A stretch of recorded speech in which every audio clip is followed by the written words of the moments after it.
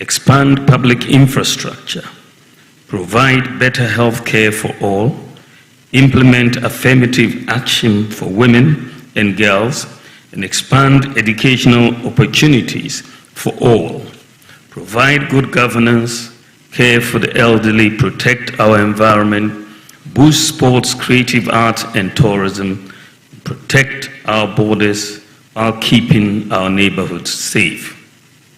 Distinguished ladies and gentlemen, it is an opportunity for the media to thoroughly examine the proposals in our manifesto and offer criticisms where necessary.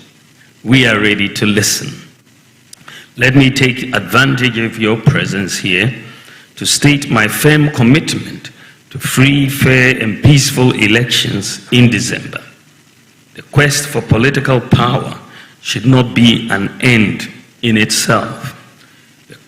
It should be mounted on the desire to transform lives and make Ghana, our motherland, a better place for us all. However, it is becoming increasingly worrying that some people have gained the notoriety of churning out incendiary language, threatening fire and brimstone if the good people of Ghana give the mandate to rule to a group other than theirs. Whilst nobody profits from violence and chaos, it bears repeating that not a single drop of Ghanaian blood should be sacrificed for power.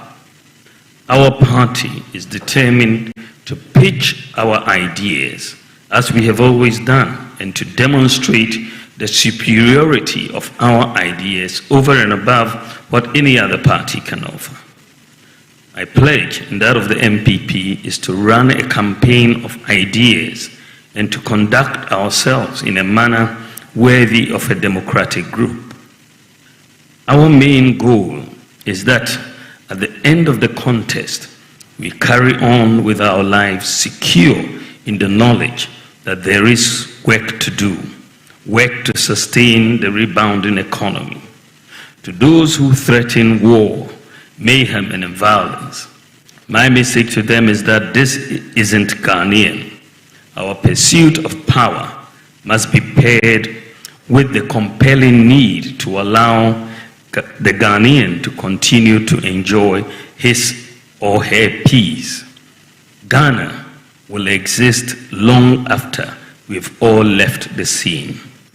Thank you for your attention, and I'll cede the microphone and take your questions. Thank you very much.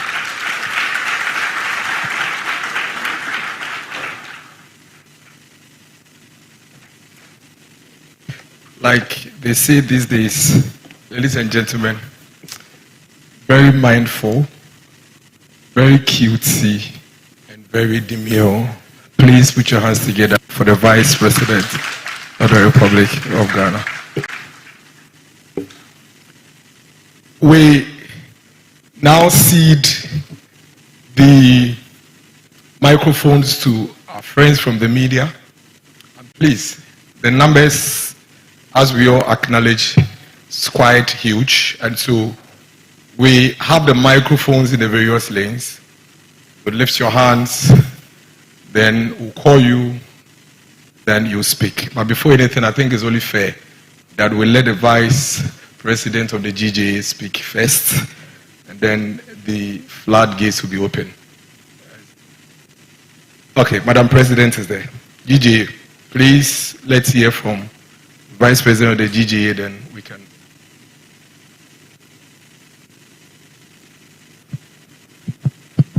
Hello. And please, let's be very brief with the questions. Please go ahead, Madam. Thank you very much, Your Excellency. This engagement has been a long-standing one. It is something that we've been yearning for a very long time. And thank God that you've paved the way for us today to have this engagement. Thank you so much on behalf of the Ghana Journalists Association. I have two simple questions to ask you, Your Excellency. What is your commitment to media freedom? And how would you urge your supporters to refrain from attacking journalists, especially during electioneering, as we are in some few months to go? And also, how will you deal with your supporters who act in such a manner? The second question, Your Excellency, the media industry is currently facing serious financial distress. Some media houses are folding up, and there are hints of imminent sale of state-owned media. What are your thoughts on selling the state-owned media, and how would you help the media industry to overcome the financial distress if you are elected as president? Thank you very much, Your Excellency. Thank you. So only the GJA gets to ask 2 questions, please. Gordon. We'll take about 6 questions, then His Excellency would respond, then we'll come to you. Thank you very much, Your Excellency. I'll keep my questions short as myself. Your Excellency, former President Mahama says you were supposed to be an economic messiah, but you seem to have failed in the management of the economy. Do you have any response? Okay. In Sempera, I see at least we get Eastern region. So we'll keep moving. Thank you, His Excellency. My name is Insempera Emmanuel Mate, and I work with Afima FM in Koforidia, the Eastern Regional Capital. My question is very simple and short. Is there anything you have disagreed with in this government as a Vice President? Thank you.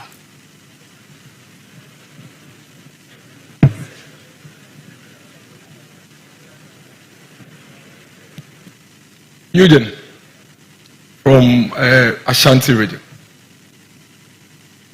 Insura FM. Good evening, everyone. Good evening, Mr. Vice President. My name is Eugene Osetutu. I work at Love FM in Kumasi, subsidiary of the Multimedia Group. Listening to you last Sunday and also reading your manifesto, and you're giving us an abridged version. When you go to the page 23 and 24, you are tackling the rising cost of living basically on 4 legs. Food, then you talk about transportation, you talk about housing, and also electricity. Now on transportation, your solution is bringing in, one of your solutions is bringing in electric vehicles for public transport.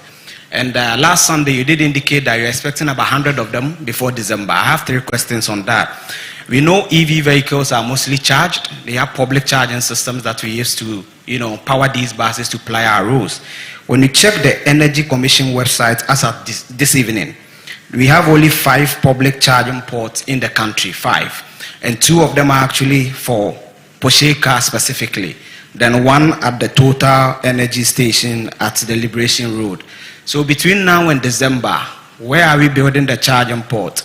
Is it government building it? What's the source of fund? Is it the private sector or is it PPP?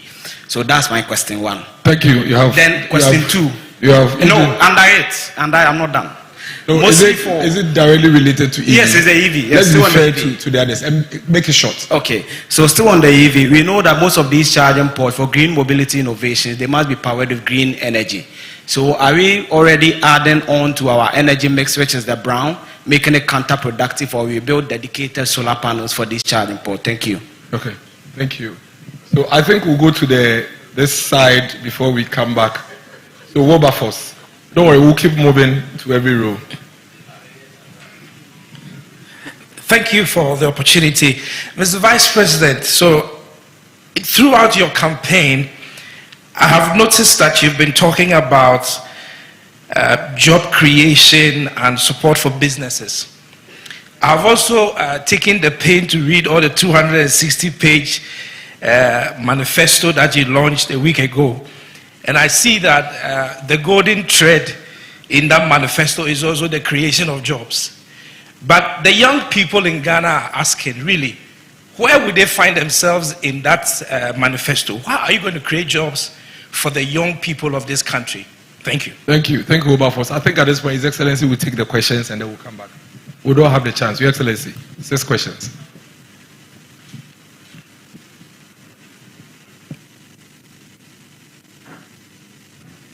Thank you very, very much. I think those are pretty tough questions.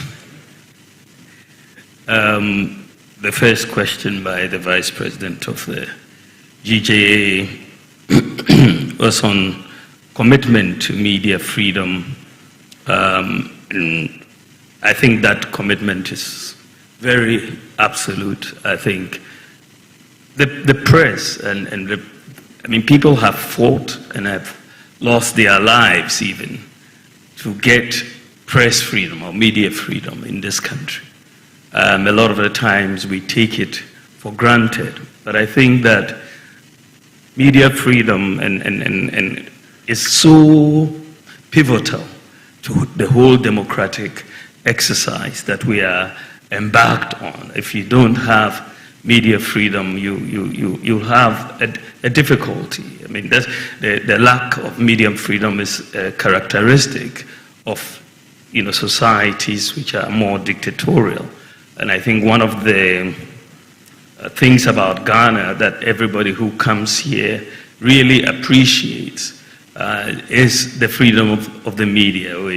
We talk a lot on radio, TV all day. And so I'm very committed to this because I'm inherently someone who is very committed to democracy. And I don't think that anyone should attack a member of the press for doing their job. And so we will totally be against that and ask all our supporters to refrain absolutely from doing that, because that undermines the very democracy that we are doing, So I think that one is clear.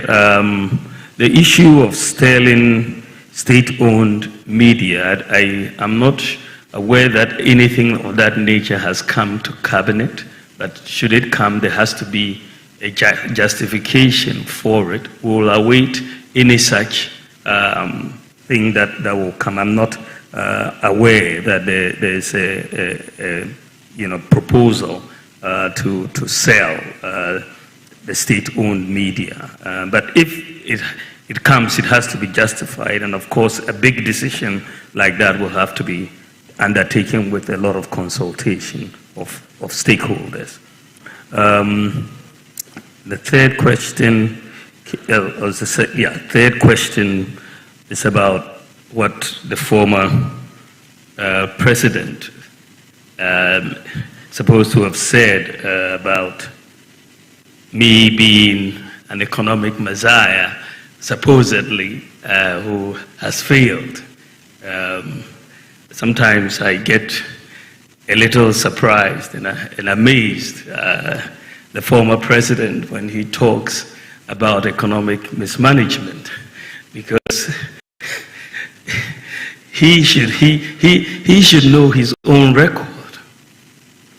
I mean, we don't all have short memories. We really don't all have short memories. His record in economic management, what he left us with in 2016 was an abysmal record. It's just an abysmal record. We had endured doomsday for 4 years with all the destruction of industry and livelihoods that happened. People died because of doomsday in hospitals. The National Health Service was virtually collapsed. Remember, we are basically back to a cash and carry system. The National Ambulance Service was virtually dead. We had maybe about 37 ambulances for the whole country. Unemployment as a result was very high. Agriculture, GDP growth had declined to 3.4%. 3.4%. Agricultural growth had declined to 2.9%. And of course, industry growth had collapsed because of doomsday. Unemployment was high. There was a freeze on public recruitment as a result. And the banking sector was on the verge of collapse. We had, as a result, the cancellation of teacher training allowances, the cancellation of nursing training allowances. You had a 3-month pay policy for teachers, could work for 3 years and be paid. And many children could not attend senior high school because of difficulties of paying fees and so on. You had many, many challenges that he left us with. So when you juxtapose that record with what we have been able to do in these last 8 years almost, it's really night and day. We have created at least 2.1 million jobs. The latest number I saw was 2.3 million. But let's say at least 2.1 million jobs in the last 7 years. And this is hard data I'm talking about. 2.1 million jobs. We've kept the public sector workers employed and fully paid through the COVID pandemic. We didn't lay anybody off. And if you look at it, we've built more roads, 3 times more the length of roads than what he did in office. We've built more railway than any other government in the Fourth Republic. Expanded rural telephony. There were 78 sites for rural telephony when we came in. Today there are 1,008 sites for rural telephony. We built more libraries, public libraries, than any other government. His time, he built only 8 years, 3 public libraries, 8 years. And we've built 54 public libraries in 8 years. We've constructed about 12 major fish landing sites across the country. Axim, Dix Cove, Moree, Mumford, Winneba, Senyabreku, Gomoa, Fete, Teshi, Osu, Ikumfi, and Mfasima. Constructed 2 fishing harbors in Elmina and Jamestown. Constructed more sanitation facilities, 817, than any other government in the Fourth Republic. This has increased the proportion of the population with access to toilet facilities from 33% in 2016 to 80%. And 5,400 communities have been declared open defecation free. We've built more sports facilities in Ghana than any other government in the Fourth Republic. Whether you're talking about Boteman or the University of Ghana and so on. When we came into office, there were only 3 astroturfs in the whole of Ghana. The whole of Ghana, 3. Today you have over 150. We've abolished the 3-month pay policy, constructed 120 courts we're constructing, 80 have been completed with bungalows, and we've kept the lights on broadly in the last 8 years. We've restored teacher and nursing training allowances. We've increased the beneficiaries of scholarships by 70%. And the national health insurance is now being extended to cover sickle cell patients with hydroxyurea, very expensive drug, but I led the negotiations for that to happen. We have extended the national health insurance to cover childhood cancer, extended the national health insurance to cover kidney dialysis for over 60s and under 18s. We saved the deposits of 4.6 million bank depositors who really were going to lose their deposits if those banks were not saved. I don't understand whether the former president has taken his time to actually understand what happened in the banking sector. Some atrocious things happened. And this is why these banks had to be saved. They were not collapsed, they were merged into other banks. And we know banking depositor lost 1 cedi. Everybody maintained. But you had very bad things happening. Some of the banks broke all the rules and extended loans way above the single obligor limits. They were given, in some cases, 1 billion cedis by the Bank of Ghana to help them get out of the mess. And they only got deeper into the mess. Another bank was giving capital to save the situation, was giving money from the Bank of Ghana's lender of last resort facility. And they used that money to go and set up Capital Bank instead of rescuing the problem that they had. They took the money from the central bank and went to set up another bank, which was also collapsed. Some took money and went and invested in private property. So it was against this background when the governor came to report, and this was one of my nightmares as in the last 8 years. I couldn't sleep that night, that the banking system, most people didn't understand how close we were to a collapse of the entire banking system, but we were this close because all it would have taken was for a few depositors to go to UT Bank or UMT and they'll tell you there's no money. What would happen? There would have been a complete run on the banking system in Ghana. We would have collapsed the banking system.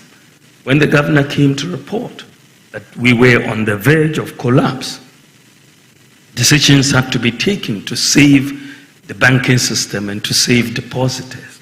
And this is how come we had to merge many of these banks into other banks. And we saved 4.6 million depositors. I'll ask the former president, if he hasn't read, to go and read the receiver's report or to go and read the Bank of Ghana report and acquaint himself before making any further comments on matters he clearly does not understand. He needs to get an understanding before you make comments. And you cannot hand over a bank's license to them. This is subject to legal procedure. You have to go to court. You don't have the power in our constitution to do that. And I'm surprised sometimes because he has been president before and he should know these things. He should know these things. He should know these things.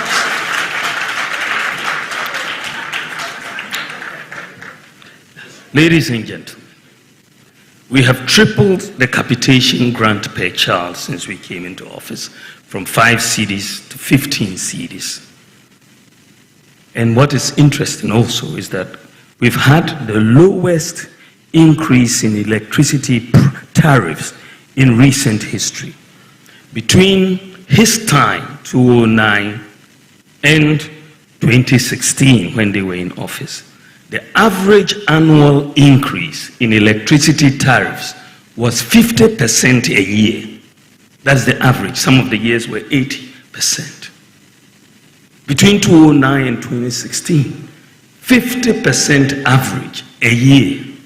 In the last 8 years, the average increase in electricity prices has been 11.1%. This is the lowest average increase of any government since 1992. Any government since 1992.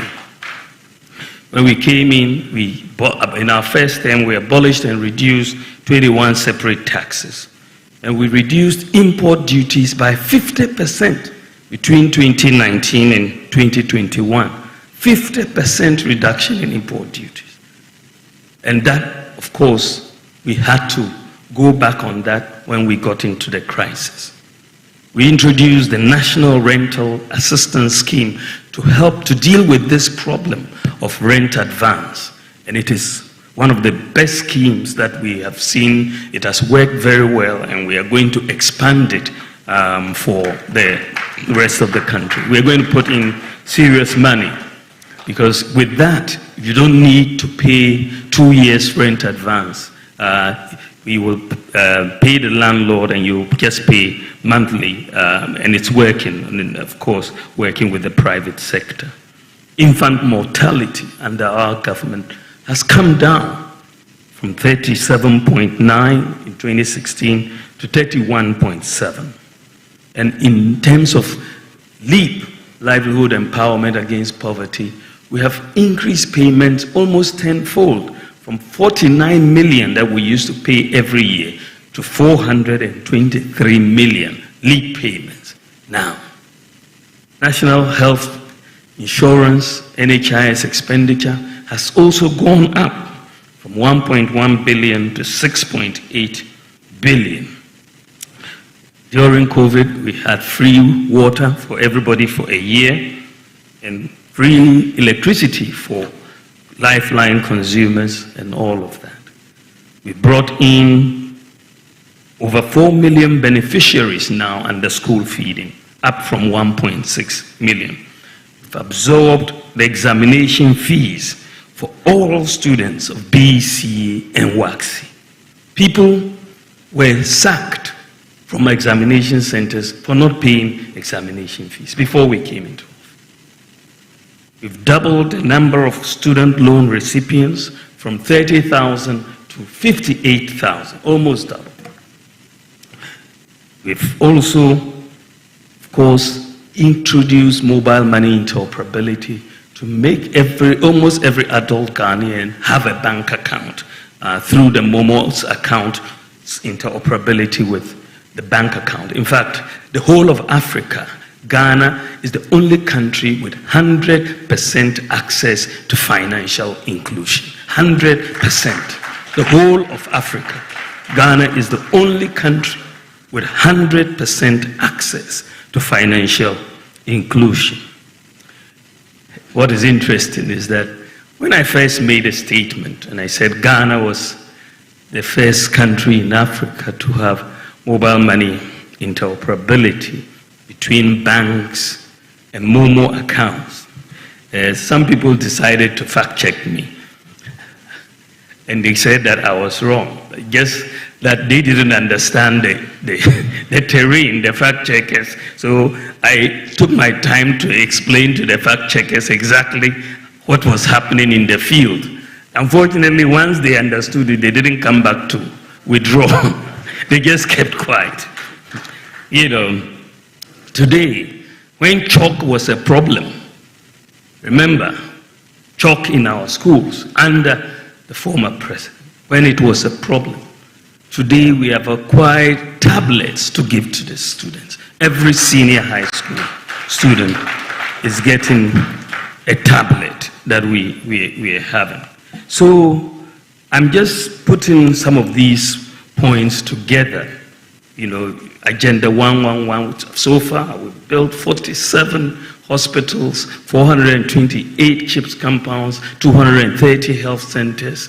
I mean, that is massive. That's excluding Agenda 111. We've brought in drone delivery, and Ghana is now the whole world's, the largest medical drone delivery service in the whole world. We're leading the world. The ambulance service, which was collapsing, we've brought in one constituency, one ambulance, and we are making a lot of progress in that direction. So I think that, I mean, what is clear, and I don't have to go through every sector. The data, for me, I speak only with data. And the data is very, very clear that we have, our government, we have outperformed the government of former President Mahama in the management of the economy in virtually every sector. Virtually every sector. You tell me whether it's GDP growth, whether it's per capita income, whether it is industry growth. I mean, virtually every sector we have outperformed him. So he either does not read or he does not understand the data. He needs to do one of the two. Take his time to read the data and understand what it is before he comes out to speak, because he will speak out of ignorance. Because if you understand the data, and I believe that as a former president, he does understand the data. He must understand the data. And I believe that is why he doesn't want to debate me.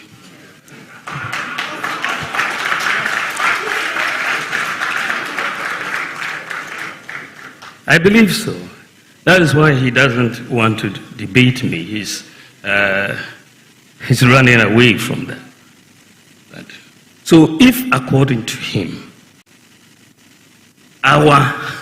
we have mismanaged the economy in the midst of a global crisis,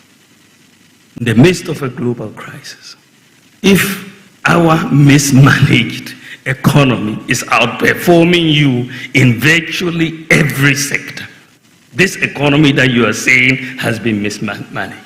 We are performing you in GDP growth, in per capita income, in gross international reserves, in every sector, roads, hospitals, schools, everything.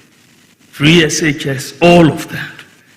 If this is the mismanaged economy that is outperforming you in your economy that had no global crisis, no crisis at all, but you couldn't afford chalk.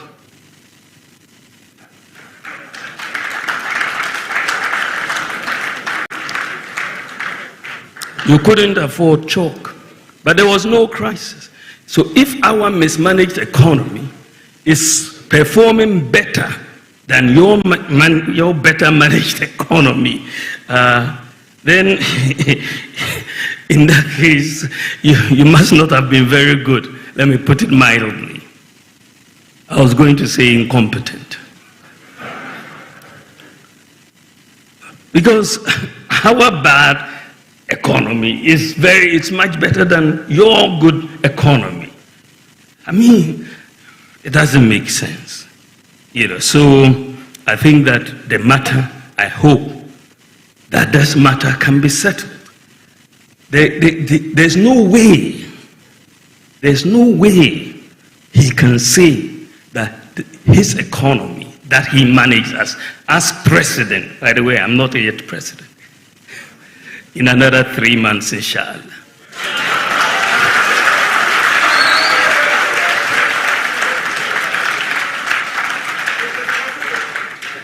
Yeah, I mean, let us settle this matter. And you are members of the press. You read the data. You follow the data. You know the data. You know that we have done better than him. So why does he want to come back? I mean, it's like you go for an exam with someone in school. You score 70%, they score 30%. And they want to convince people that they are better than you. It doesn't make sense in that sense. So I seriously believe that statement, that we have failed. Of course, we've had challenges. Nobody can say we haven't had challenges. We have had challenges, serious challenges that have kept me up at night. In 2022, that was the horrible year for us, 2022.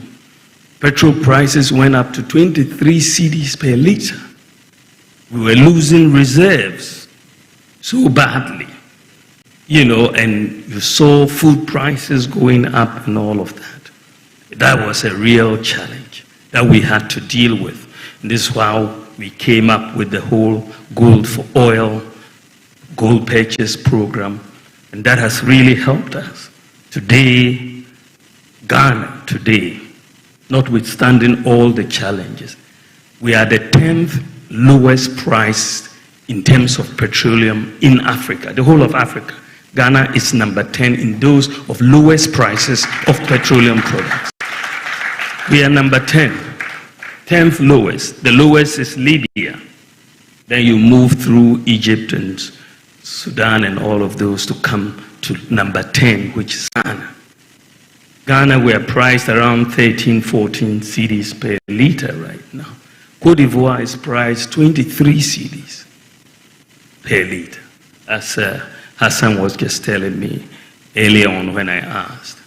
10th lowest. We still want to bring it lower. But in 2022, at the time I announced the Gold for Oil program, when I said we had to attack this thing with gold for oil, the prices were 23 cedis per liter at that time. So we've had challenges. It's not, everything is not where we want it to be. But I believe that we can work better. But I don't think the former president can lecture us on economic management. He just cannot. His record would not allow him to lecture us on economic management. Is there anything you have disagreed with in this government? The issue when you sit in cabinet, you have collective responsibility. That is fundamental to governance. When we sit in cabinet, we argue on many, many issues, and everybody brings their mind. And sometimes your view prevails, sometimes it doesn't prevail. But once we take a decision, it is a collective decision. And so I cannot come out and say that the decision that we collectively took, I disagree with. No, I'm bound by it. That is the nature of cabinet responsibility. Fifth question had to do with the rising cost of living, and I'm very happy you are raising these issues on the EV, electric vehicles. You're right, one of the ways that we want to reduce the cost of living is through bringing in public transportation, the electric buses. And, so that is what is going on. We are bringing in about 100 to start with to essentially do the pilot for it. And the issue that you raise is a very, very fundamental one, which is the charging stations for these electric buses. And I must tell you that Metromass is working very, very hard as we speak to put in the charging stations. So we will have the charging stations in place by the time the buses get here. So that is clearly a very, very important one. The issue of green energy, whether you're going to try to bring in solar to charge these batteries, I think it is definitely going to be important. Because in general, if you read that particular chapter, I want Ghana to move towards solar power. And this is where I think we should be going. And this is why I want us to bring in 2,000 megawatts of solar power in the next 4 years to really bring down the cost of power. And we've seen some work already being done by Bawumia Power in terms of the solar area, but we're going to really expand it. So in terms of all these buses, all these government buildings, all the schools and so on, I want to move them all towards green energy, solar power, and I think that is where we should be going.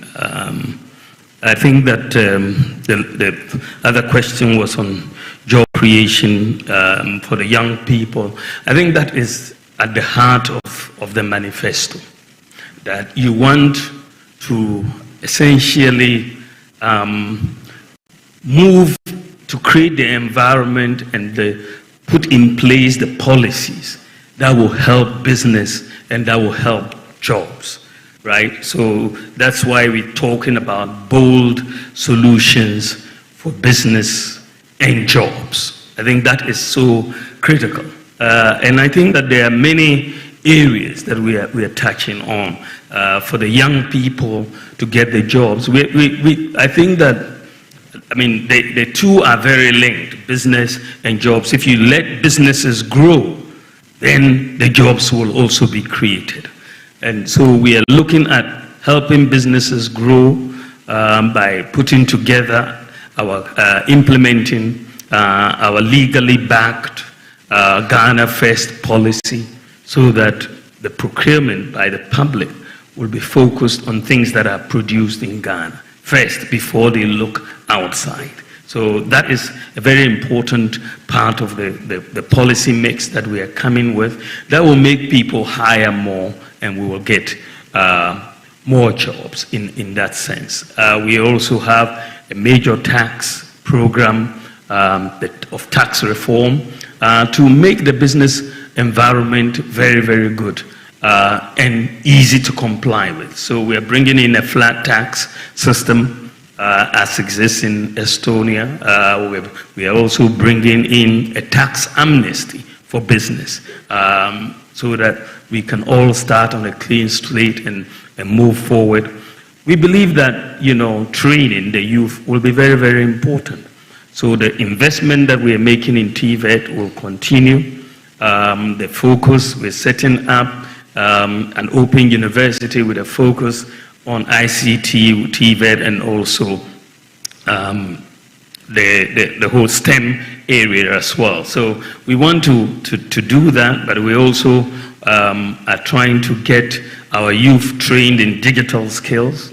I have a program for 1 million youth to be trained in digital skills, which is a broad area of training for the youth, because the jobs these days are increasingly more in that space. And I think that we can have a situation where a lot of our youth are here and they are working, whether in America or the US or Canada, right from Ghana here and so on. So these are some of the areas that we think we're going to get going, the infrastructure area and so on, that will expand the economy so that we can create more jobs for our people. And of course, setting up the SME bank, setting up the credit scoring system to allow people to get credit and move Ghana towards that system. We may have some time to talk more about some of these, but these are some of the areas we want to get the youth totally involved and empowered to get jobs. Thank you very much. I'll take the next set. Thank you, Your Excellency. But at this point, Your Excellency, we are going to time you, because if we follow the former president who talks, we are going to time you just as we are going to time Bella Mundi at this point. Bella, please ask your question. Good evening, and thank you so much for the opportunity. I was listening to you respond to some of the questions earlier, and one of my questions was touched on, so I guess I'll move on to the next one. But just to piggyback off job creation, one of the major aspects of job creation under the MPP is the NAPCO program. And quite recently, you would recall, sir, that they were threatening to go on a demonstration because they were owed 9 months arrears. Now, even Heal Ghana, and this is something I followed keenly, so I've had conversations with them. Heal Ghana, even before the 9 months, were owed 7 months. And so if you combine the two, they're complaining that they haven't been paid 16 months arrears. And that's a major problem. What do you intend to do about it? And if I can quickly, this was just a piggyback. No, I have one question. If I could just so that Fianco can come. I'll come back to you. Okay. If there's the opportunity. Thank you, Fianco. Thank you. Good evening, Your Excellency. I want to take my question from your manifesto for this year's election, and I'm looking at provide better health care for all. Now, you did mention that you were going to offer incentives for healthcare workers to buy 1 vehicle each with engine capacity up to 1.8 liter. Now, for clarity purpose, is it that these vehicles, they would buy them outside and they will be duty free? If that is it, we know we have about 5 automobile companies in this country. Your government brought them. How would this policy boost their production and also enhance the kind of people they would want to work with? Because if they are going to import these cars, we are not really helping them. Thank you, Your Excellency. I'm grateful.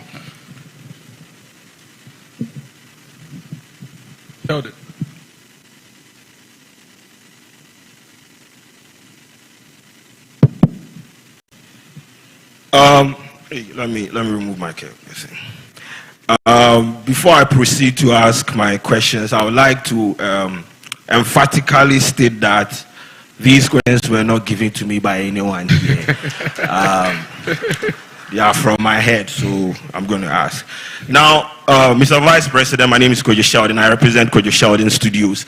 The first one is about 322 pharmaceutical doctors on social media right now are planning on suing the health ministry about unpaid, allowances. Now, for someone that has highlighted in your manifesto that when voted into power, you are going to, improve or help improve the condition of services when it comes to conditions of service when it comes to our health people. For right now that you are the vice president, what can you do to help these pharmaceutical, doctors who are, contemplating on suing the Ministry of, Health? My second question borders. No, Koyo. Don't do that to me. Mr. Oh, no. See, the question is one question. Oh, boss. One question. So my question, the second question is about perception. Don't do that. Boss. Don't do that. Oh, bro. Don't do that. I didn't allow perception is very, very important. I'll come back to you. I'll come back to you. Nane Akese. I'll come back to you. Nane Akese. Nane Akese. Peace FM.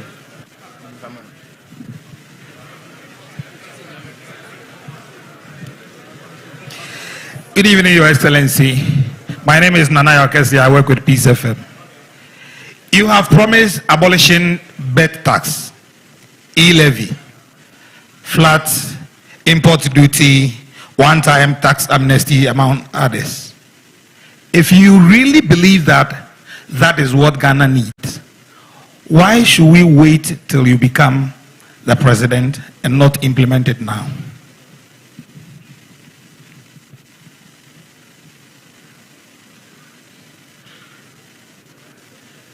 To go to this. I see Samson Ladi.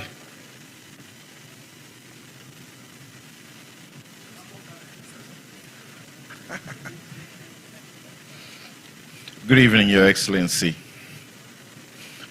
So, my question is coming from a group of students on scholarship abroad. They are concerned that the Scholarship Secretariat is not doing what it has to do for them. At page 27 of your manifesto, you speak about harmonizing public scholarships. And there's a purpose for it. You say the purpose is to give full visibility. Beyond the visibility, what will you do about this now and not later? There are some of them, for 20 months, they have not received their stipends. In a number of universities in the UK, in Warwick, Coventry, Nottingham, they are under threat of losing their studentship. In Birmingham, 11 of them have already been withdrawn and they are facing deportation. Will you inquire, particularly knowing about the Fourth Estate's investigations dubbed Scholarship Bonanza, about what appears to be a racketeering in that place? And will you forbid and prohibit politically exposed persons wealthy enough, known in society, from accessing these scholarships? Thank you. I think the question is very well. Let me go to the regions. We've done plenty. Accra, Western North. Please give the microphone to the Western North guy. We've done Eastern, we do Western North, we would do the other regions as well. Thank you, Mr. President. My name is Esposito Inokedusei. I work with the Beat FM. Somewhere in last year, the former President Mahama on his campaign tour in Western North region claimed Cocoa Board is on the verge of collapse. Do you believe Cocoa Board has collapsed? And what is your plans for Cocoa Board? I don't want to go deep. Thank you. Thank you. Sami Yafe.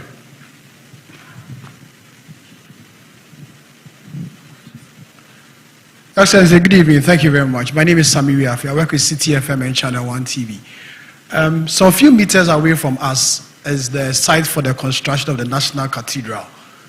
We know huge sums of money have been sunk into the project. What will you do about it if or when you become president of this country? Thank you very much.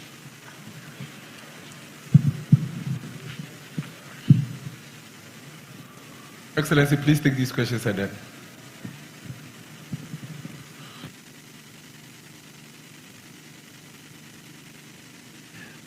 Thank you very much. Let me take them in the order in which they were asked. I think that the first question had to do with NAPCO, the Nation Builders Corps, and the arrears that have been owed to NAPCO. I think that the program had about 100,000 people on it. And I think initially it was supposed to be a 3-year program and then would be renewed and so on. But I think that so far, out of the 100,000 that were taken, 34,000 have exited into permanent jobs under NAPCO. And the others are still. But I think that the issue that Bella raises is the arrears and how we are going to deal with it. I've raised this issue because this is not really, there's some information that has come to me already about the arrears in the NAPCO program, and I've raised this issue with the Minister for Finance and trying to persuade them to make these arrears payments. So we will follow that up on behalf of the NAPCO employees. The second issue had to do with providing better health care in the manifesto and the issue of cars and how these will affect local companies. I think that what is very clear when you look at the manifesto is that we did not really say it was only for imported. The incentives would only be for imported vehicles because you just said you will provide incentives. Clearly, under President Kufuor, there were incentives for healthcare workers and also for teachers to bring in vehicles and they will waive the import duty, and that basically worked but was abused. We think that with digitalization and the unique identity of people, we can better monitor this situation.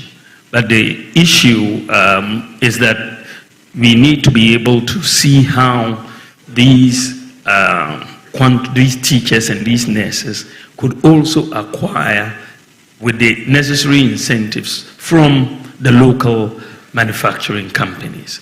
I mean, as you know, the numbers of teachers and nurses are very, very large relative to the production capacity of some of the firms here. But we are leaving that open to discuss with them and with the manufacturing companies here to see how we can incentivize. Our preference clearly is to buy local.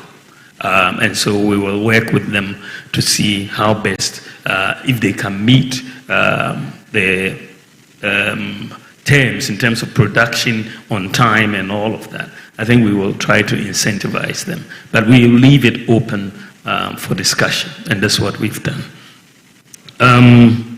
The other issue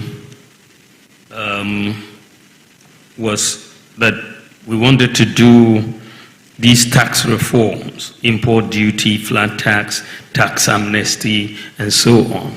But why don't I do it now? And why do I want to? I must have a manifesto. Otherwise, if I do everything now, if I could, what would I do when I come into office? I mean, how can you do everything now?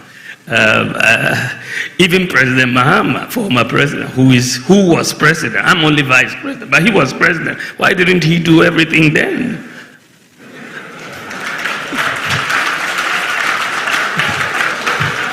I mean, why is he coming back? He had full authority. I don't have full authority. The budget that has gone to Parliament, which has been passed, is not my budget. Is it my budget? It's not my budget. The budget goes in the name of the president. It doesn't go in the name of the vice president. But when you have to think about what new do you want to do, you come up with new ideas. And I've come up with new ideas, which I want to do when we come into office. Everyone who is running for office, whether you are Kamala Harris or you are Bawumia, you still have to think about what you have to do when you get into office. And this is why I'm presenting my new ideas as to what to do. Samson talked about the scholarship students and all of that. And I think this is a very, very important issue. There's nothing more heart-wrenching than taking a student abroad and not being able to take care of them in those circumstances. And I think that I believe, and this is what we are saying, that one needs to, first of all, harmonize these databases so that you have full visibility and transparency. And also, we have undertaken in the manifesto to publish all the beneficiaries of all of these scholarships as they come, so that everybody knows who is getting the scholarships and so on. And again, I've been made very aware of this issue. It's not new, because students have and parents have gotten in touch with me about the awards and the scholarships and so on. So we're talking with the Ministry of Finance and the Scholarship Secretariat. I think they were able to make some payments to some of the UK students and so on. But we will follow up on it because it's very urgent. Cocoa Board is on the verge of collapse. I'm not aware of that, but we'll look at that. I cannot comment on that. It's not. I don't know where the data is coming from. Then the National Cathedral. National Cathedral, again, is a very, very important issue because, I mean, taxpayers' money has gone into it, and many people would like to see it completed. And I believe that one should have an engagement with the churches and all the stakeholders for us to see how best to get the funding to complete the project. But I think that we need to sit down and talk if the design has to be looked at again to make sure it can be completed. We have to put everything on the table, but I will be minded more by the churches and the church leaders and the discussions that we should have with them on the way forward. But I think it's an important issue. Thank you.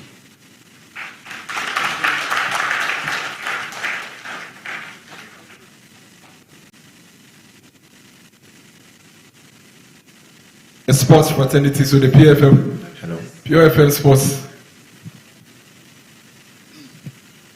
Your Excellency, there was a question about the pharmacy staff and their arrears. If you can clear that one, then.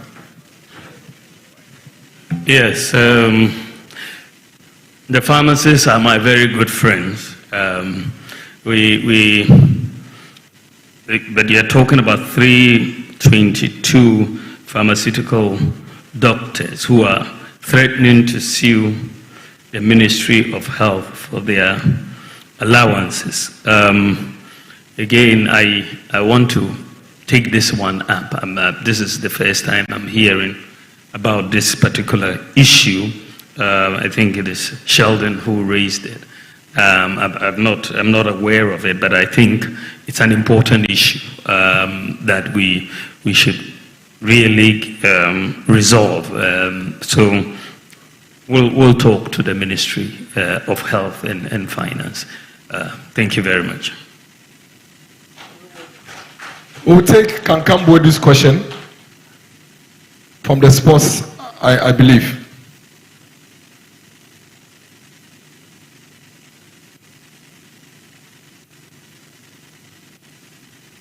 Please go ahead.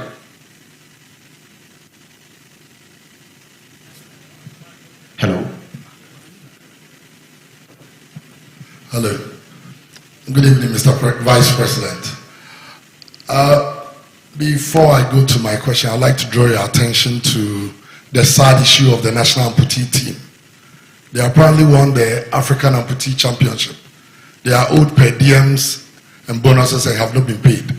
And they feel very neglected. And we all know that the strength of every nation is determined by how well they treat the vulnerable in society. In your manifesto, you talk about building 6 new stadiums in the 6 new regions. Currently, we have 5 major national stadiums, and only one, that's the Kumasi Sports Stadium, is fit enough to host a FIFA or CAF organized senior national team game.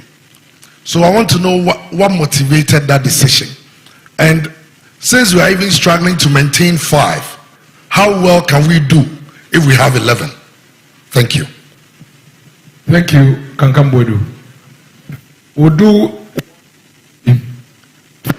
So, give the microphone to Ohini, please.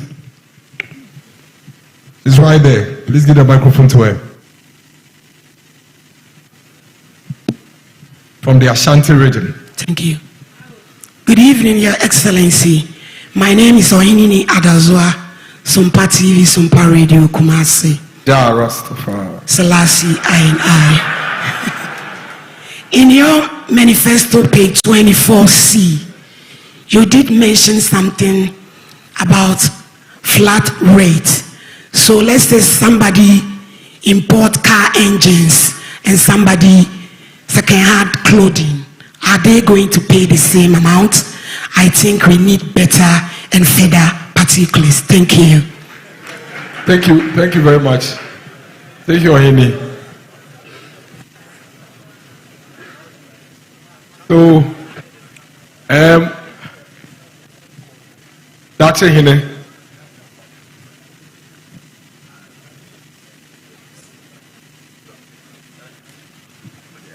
Thank you, Your Excellency. My name is Dachen Nanayawa Sante from Onuya FM.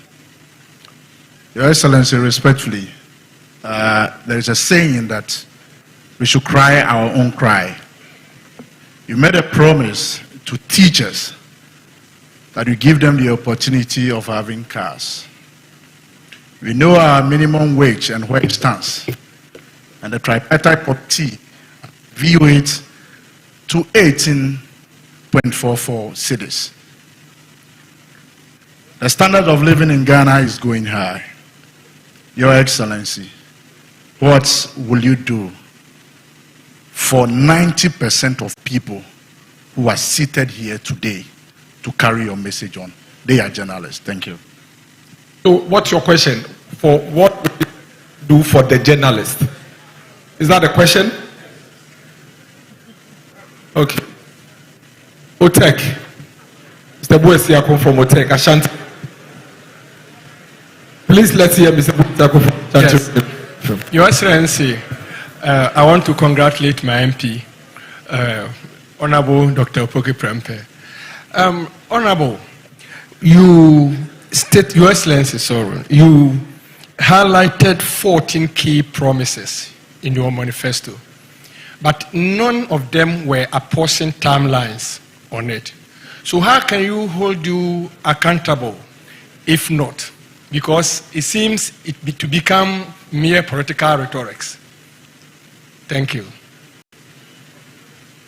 Okay, Ibrahim. Ibrahim from GH1.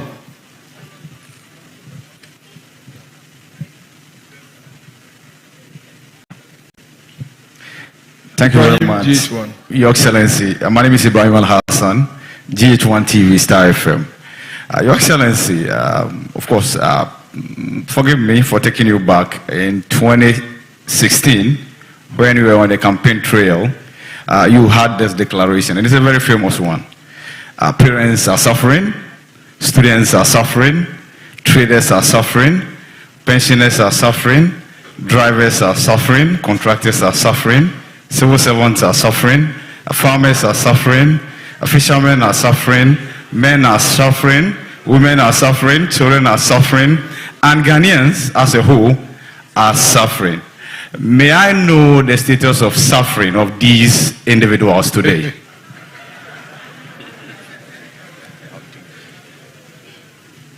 I'll take Vanessa from Metro TV Accra, then I'll come to Adinkakam. So please get a microphone to Andy, and then Vanessa would speak. And then I'll come to you later. But Vanessa, Andy, then. Thank you. My name is Vanessa Idotumboateng from Metro TV. Mr. Vice President, you will remember this quote: if the fundamentals are weak, the exchange rate will expose you.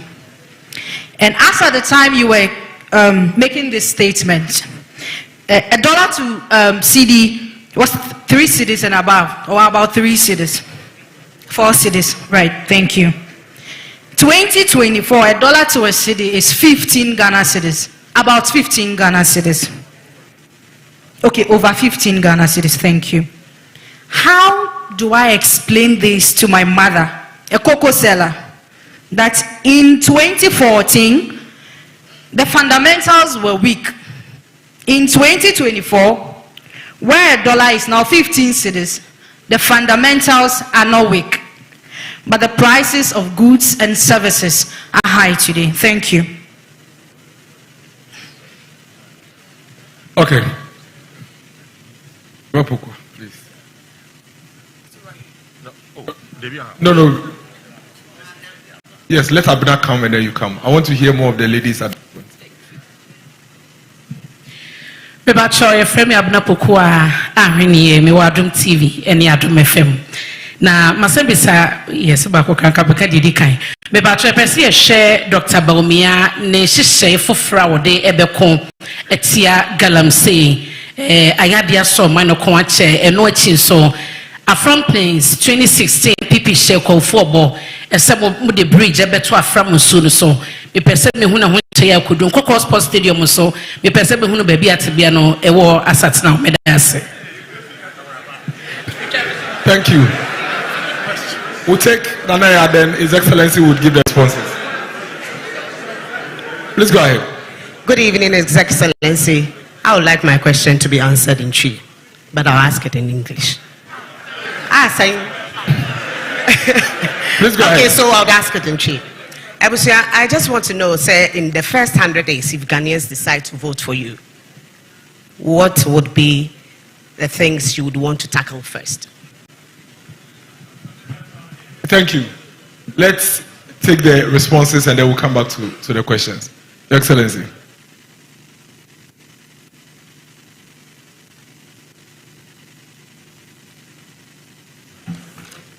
Thank you. Thank you very much.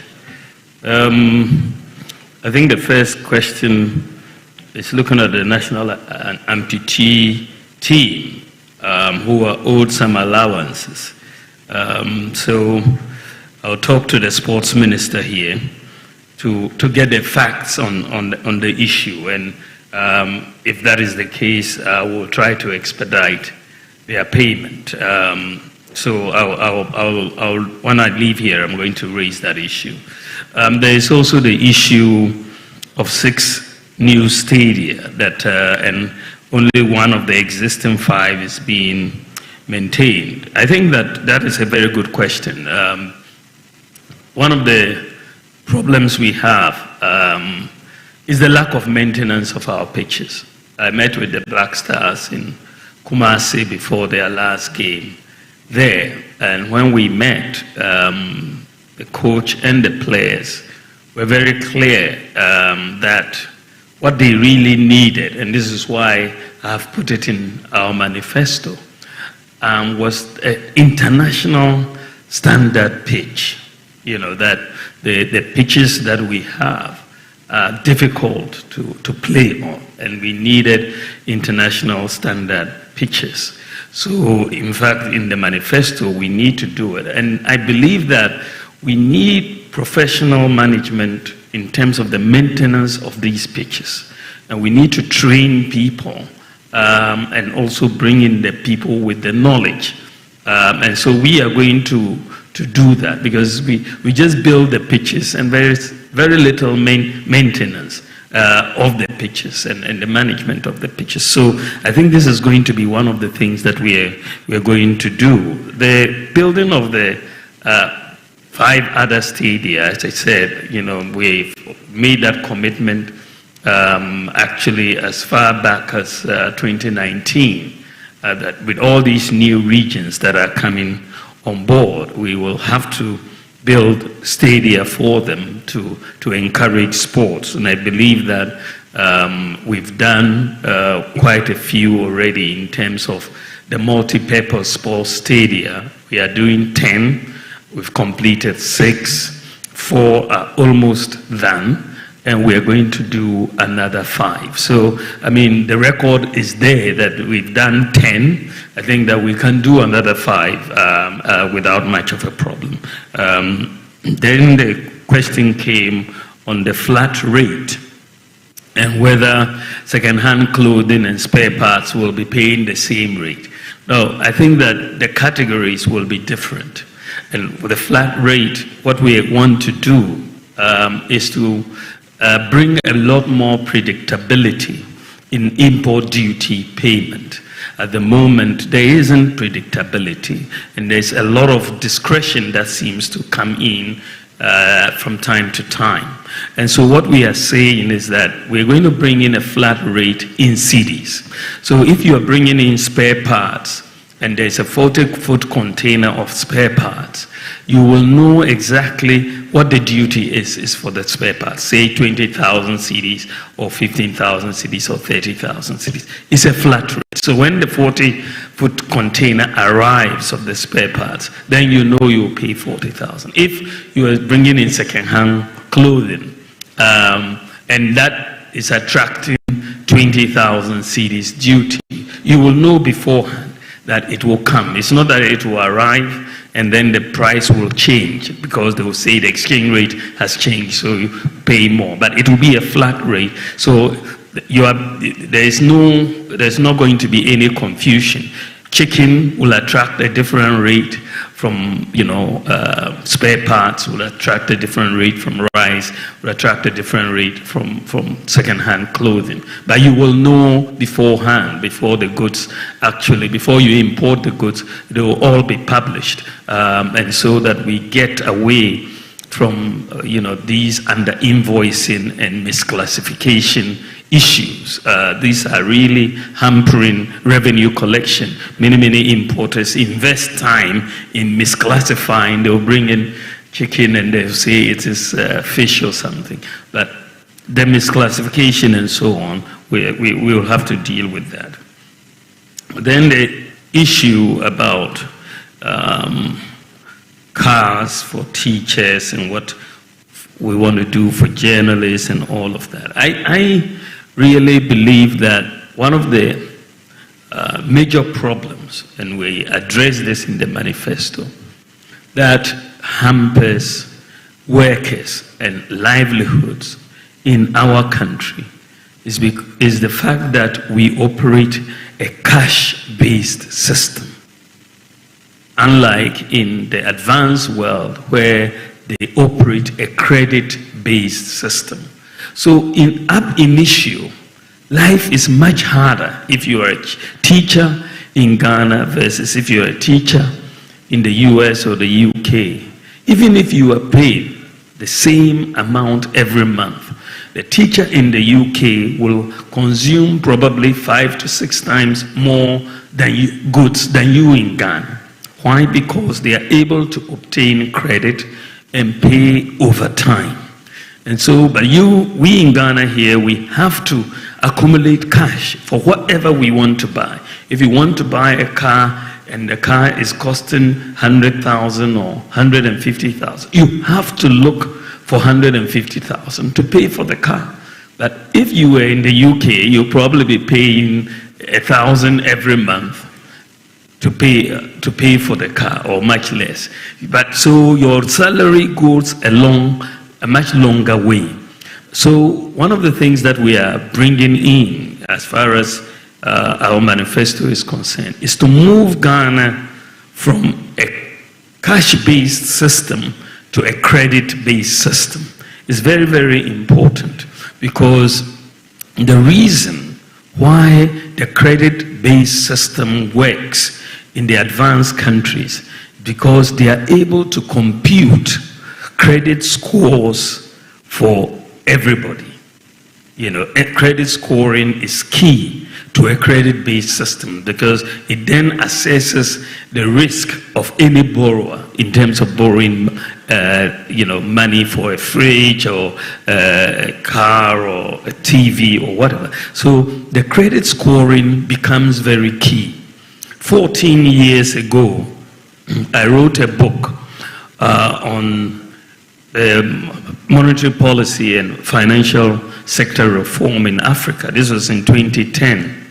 And in this book, I was making the case for why Ghana and Africa generally, we needed to move towards the credit-based systems.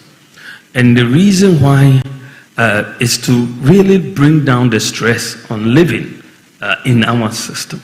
The reason why they are able to do what the credit system in the advanced countries is because the databases exist for the computation of the credit scores. So the unique, what you need, a unique identity, that exists.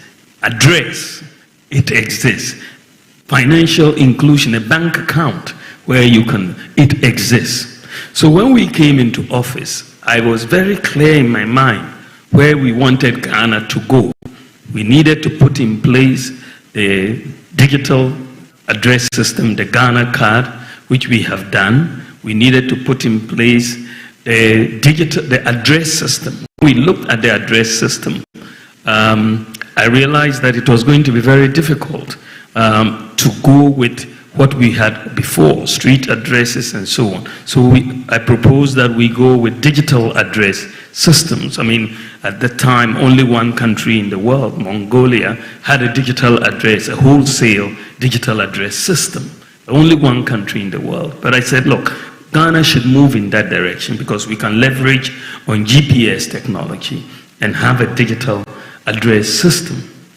Now, we have been able to get a digital address system, and we are the second country in the whole world to have a wholesale digital address system. Every part of Ghana, we can have a digital address.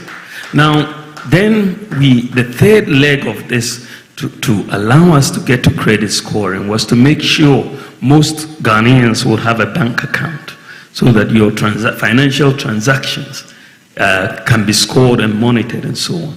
But when we came in, I realized that, of course, very small percentage of people had bank accounts, but a lot of people had mobile money accounts, and so I made the point that the key to get everybody financially included was to have that interoperability between the mobile money account and the bank account. And so we were able to do this mobile money interoperability. And so today, Ghana now has all the elements. All the elements are now in place for Ghana to move to a credit-based system. All the elements are now in place. And so we expect credit score. In fact, interestingly, when I made the point that individual credit scoring doesn't yet exist in Ghana, people were actually arguing, saying that that wasn't true, but that is absolutely true. So we are going to begin, proper wholesale individual credit scoring, which would then provide us a basis so that, people can buy their cars. And someone was talking about a local producers and all of that. Once they know that we can offer this to teachers and they can pay overtime, or to journalists and they can pay overtime, and they don't have to bring all the cash at once, then life will be much more bearable to all of us. So my expectation is that the credit scoring system, things are moving much faster than I expected. But it's now manifesto, we're moving to it, but I think that it's likely to begin before the end of this year because of where we are now. I expect to launch it reasonably soon because of where we are now. We've got everything in place but that will fundamentally change everything for Ghana. Currently in Sub-Saharan Africa, it's only one country that has a credit scoring system and a credit base. That is South Africa. Ghana will be, before the end of this year, the second country in Sub-Saharan Africa with a credit-based system. But it will bring down the pressure on all of our workers once you enter into that. There was a question that went on the lack of timelines for the manifesto in terms of promises and so on. I think that when you are going for an election, you are going for an election for a 4-year term initially, isn't it? Yeah, so your promises have to be in line with that term of office, right? That this is what I want you to elect me to do these things, right? But I think that we have a pretty good record in terms of honoring our promises. We've done some work to look at our 2016 manifesto, what proportion of those promises we've honored, and it has been 83% of the 2016 manifesto has been honored, 83%. And then when you look at the 2020 manifesto, 2020, even in the midst of all this crisis, we are fulfilling, or we've fulfilled 80% of our 2020 manifesto. My opponent in his 2012 manifesto, when he became president, he only fulfilled 28%. We've done the numbers. 28% of his 2012 manifesto. 280 promises. He didn't fulfill 203 of the 280 promises. He only fulfilled 28% of his promises. So I think that we have a better record as far as fulfilling promises. And when I put something down, I usually have a good idea how I'm going to get it done. And so that is I think, something that we are going to look at. I think that the issue has come about suffering. And I remember very well, my statements. Teachers are suffering, and doctors are suffering, and journalists are suffering. And everybody is suffering in 2016, which was the case actually, in that regard. But I think that we've moved on significantly since 2016, and we can point to a few things that we have, because at the end of the day, you reduce suffering broadly by creating jobs so that you give people something to do, or you bring in some social interventions to ameliorate the problems, the hardships that are there. So you need to look at what we have done. We've created at least 2.1 million jobs. Per capita income in CD terms has gone up almost more threefold.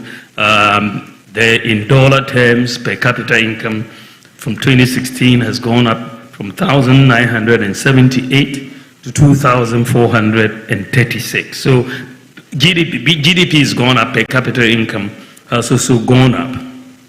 As I said, you know, we've kept all public sector workers employed. We didn't lay off anyone during the COVID, and we have done that, and we've kept the lights on. We suffered so much from doomsday. Everybody was suffering from doomsday, but we have kept the lights on for 8 years.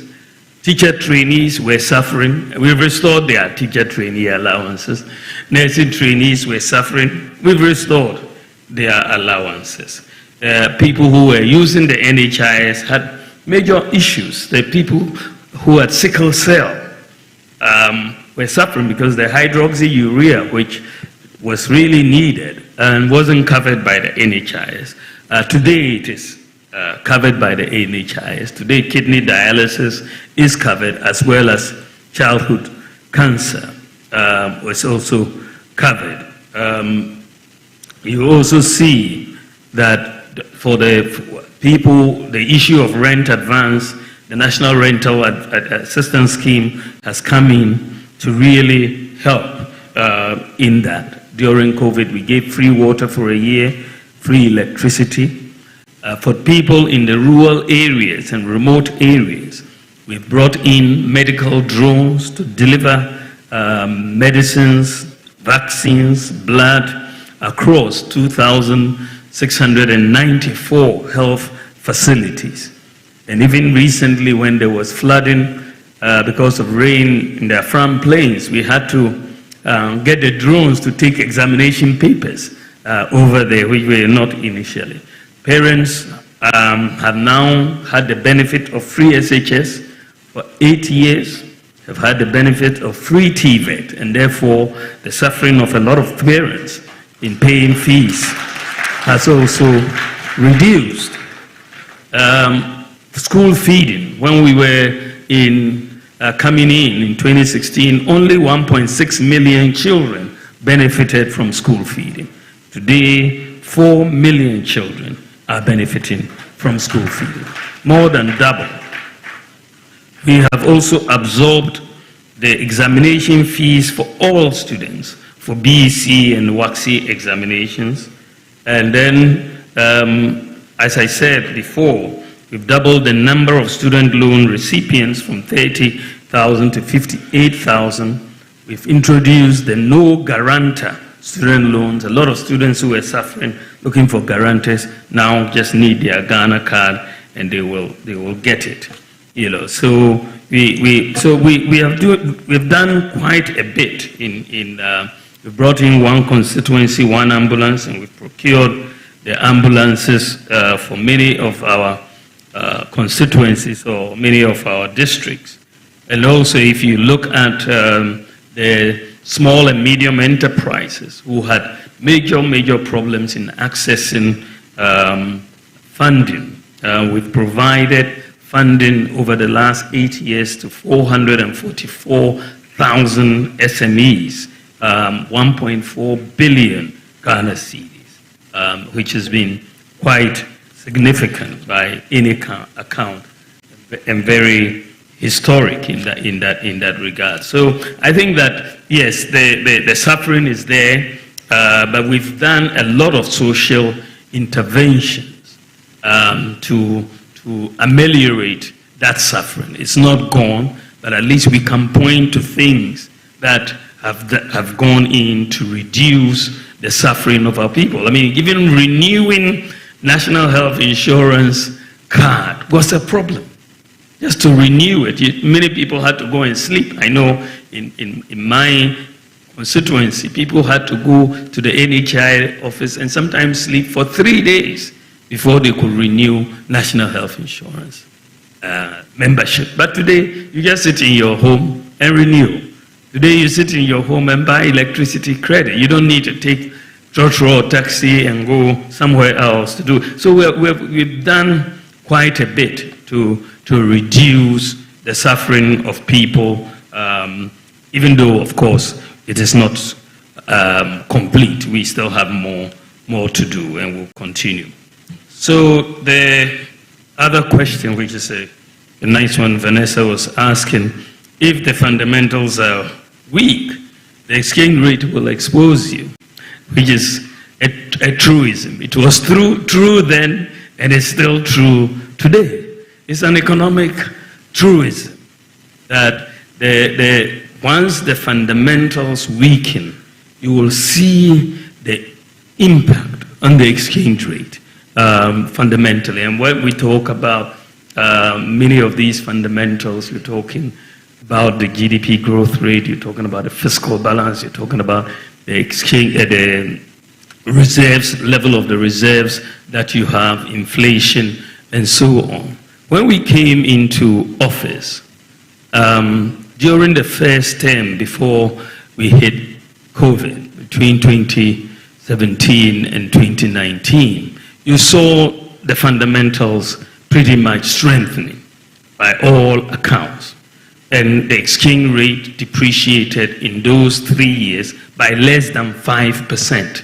That was the lowest depreciation in the currency for 28 years.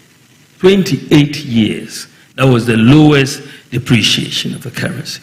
I think we went up, even after COVID, we didn't get that high a depreciation. But the biggest shock for the economy came in 2022.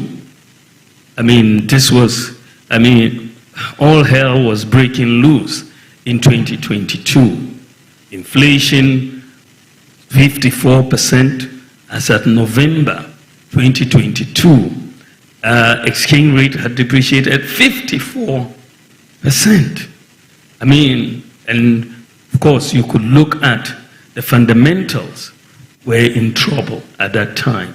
You saw the fiscal deficit going up, you saw inflation going up, growth declining. And so for me, it wasn't surprising, even though it was shocking, the extent to which the exchange rate went. So the point that we are making is that once the fundamentals weaken, you will get it shown in the exchange rate. And this is why we have seen that recently, even though we're depreciating in November at 54%, this year the depreciation has been 18.6% so far, right? We're looking at about 18.6%. So you're looking at a situation this year. Why is the depreciation lower?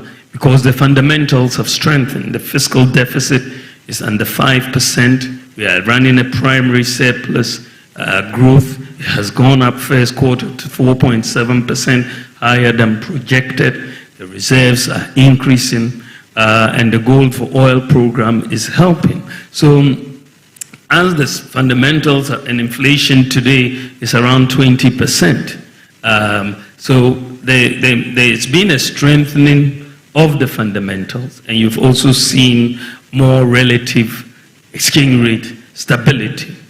In all of this, and I want you to take this away. When I looked at what was happening in 2022, the 54% depreciation of the cedi, it was very scary. In fact, in 2022, this economy was on the verge of collapse, because you saw our reserves declining very steeply. The exchange rate was blowing up, inflation was up, and my worry at that time, frankly, was that I could see this country moving towards Sri Lanka. Sri Lanka was what was clearly in my mind at that time, because you saw protests in Sri Lanka. They had no fuel. Jumso was there. And when you saw the way our reserves were moving in 2022, we were heading right in that direction, that we were going to get queues on the street. We couldn't buy fuel, we couldn't pay for so many things. And it is in that context that I came up with two policies. One was the gold for oil policy and the gold purchase program of the Bank of Ghana, because Because when I looked at it, you know, sometimes when they say necessity is the mother of invention, because when I looked at it, we were headed for disaster, you know. But I made the case. I looked at the numbers, and I said, well, how are we going to get foreign exchange to buy fuel in this declining reserves? And then I looked at gold. I said, let's take a look at gold. I looked at the reserves of gold that we had, and it was 8.7 tons, 8.7. That is from independence to 2022. Our gold reserves were 8.7 tons, 8.7. I mean, when you look at the US, they had 8,000 tons in gold reserves. The UK, Germany, France, you know, all above 2,000, 3,000 tons. And Ghana, the largest gold producer in Africa, had 8.7 tons. So I said this is something that we need to change. And so Ghana needs to start, because the thing about gold for us is that we don't have to export anything to get gold. If we have cities, we'll buy gold right here locally. So we can use our cities to buy gold without needing to export cocoa or oil or diamonds or timber. We just buy the gold locally. That is what we have that many countries don't have. It's just something that many countries don't have that opportunity to do so. So I then came up with that idea that let's do, instead of, since we don't have forex at the bank to pay for oil, let's use gold. And therefore we went into this gold for oil and gold purchase program for reserves. And what is very, very interesting, frankly, without this gold for oil, the gold purchase program, this economy would have collapsed. There's no doubt in my mind. There's no doubt in my mind. Why do I say so? In the last couple of years, Bank of Ghana under the gold purchase program has been able to buy $5 billion of gold. $5 billion of gold. Think about it. We've gone to the IMF to look for $3 billion, which is going to be paid over 3 years. And this is why we are going through it. But locally, we've been able to buy $5 billion. And this is why there are no queues for petrol. This is why Dumso has not happened in Ghana. Because otherwise, where would you have gotten $5 billion from your reserves? Where would you have gotten $5 billion from your reserves to keep up all the payments you needed to make? So that has been, for us, the game changer. And so the pilot that we are seeing with the gold purchase program and the gold for oil program, I want to institutionalize it going forward. And this is why, by the grace of God, when I am president next year, we are going to institutionalize this. Someone asked me, oh, why is it that the French West African countries have not seen depreciations in their currency? Cote d'Ivoire, Senegal, and all of these. I said, well, they are anchored. The currency is anchored to the euro through the French franc. So they are anchored. Unfortunately for Ghana, we don't have an anchor. There is no anchor for the city. So what I am going to introduce, what I want to institutionalize, is something that we have learned from this crisis. You will not find it in any textbook. Maybe some people will now write it in a textbook. You won't find it in a textbook. It's not in a textbook. Because what I'm going to do is fairly simple, as I said, but we have had to learn about it. Because what we are going to do is to say that if you want foreign exchange, and we've tried it already, the pilot with some of the big companies. One big company had 3.1 billion Ghana cedis. They wanted to externalize 3.1 billion Ghana cedis, and they were looking for foreign exchange. Can you imagine the impact on our market? If someone comes out with 3.1 billion cedis looking for dollars. So they were trying to talk to the Bank of Ghana and all of that. So their chairman flew into the country and came to see me and said, we are having these problems and we have to externalize our dividends and all of that. We have 3.1 billion and we are looking for dollars. So looking for dollars from all the banks and all of that. So I listened to them and then I asked, will you take gold? They said, oh sure, gold is forex. That is not a problem. So I called the governor and said, look, why don't we put this 3.1 billion through the gold purchase program? And guess what? It was done virtually overnight, and their money was given to them. So essentially, what we're saying is that the demand for the dollars, you bring your cedis, we have the gold. There's no doubt. I mean, the gold is there.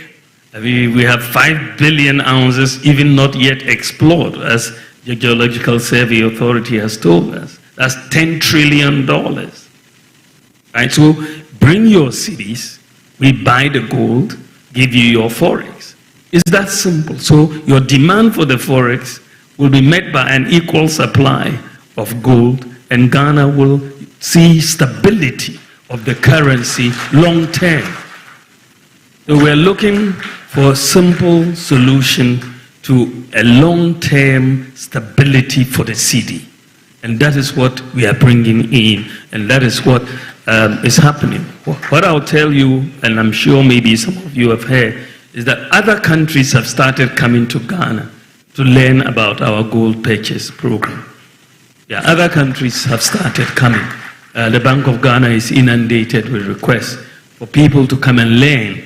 As I said, this is not in textbooks, but this is what we are doing. So I think that the fundamentals ultimately has an impact on the exchange rate, but the crisis that we have gone through has now made us to think a bit outside the box and bring in this new solution. Now, Abnapukia was asking about Galamsey and what we are doing about it. And I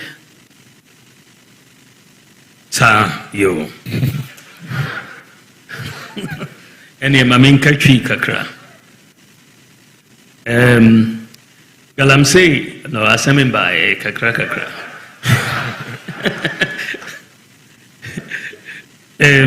Ya pese ya sasa nhyehyɛ a ɛwɔ yɛ mining sector. Say Galamsey for ni permit licenses yɛde ma wɔ mu yɛbɛsesa saa nhyehyɛ no yɛbɛyɛ na easy mmerɛ paa ama obiara a ɔyɛ Galamsey ɛnɛ obɛnya mining license ɔde bɛyɛ adwuma. So yɛde saa mmara no ba district committees, traditional leaders through the Minerals Commission ɔmobɛnya licenses, register ne Ghana card. Then yebeye community mining schemes. Geological Survey Authority behwehwe survey no na hu say ahana gold no wo ahana gold no ene say de to gold no a trial and error. Ubakwa akotu ha wenya na wako ha wenya na o say asase no. But yedi data ba na ya kankyere mo say Galamsey for or small scale miners.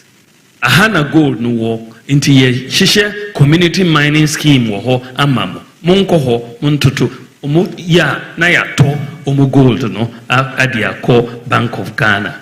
Inti san hihye no na ye de ba bi be hihye Minerals Development Bank ama mining, small-scale mining sector also. Said the Agri Development Bank, yeshishe no for Equiafor no. Yeshishe new minerals development bank, ama small-scale miners. Na abua umo no mwenya equipment. The common use, are there different common user facilities? If it to gold now the shemwa na high percentage of gold amount. Sana yede betuho ama obia in the community mining schemes. So that umubenya more gold from their activities. Enti sa ye basua mimi jidi se galamse no ebetwa so yensizi obia excavator na yashino na or whatever. Sa dia no ebetwa so na yedi akọ.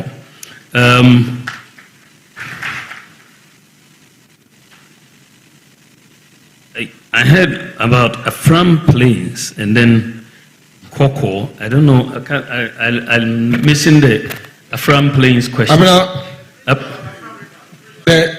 bridge. Yeah. Yes, the bridge. And Cocoa Sports Stadium 2020. Yes.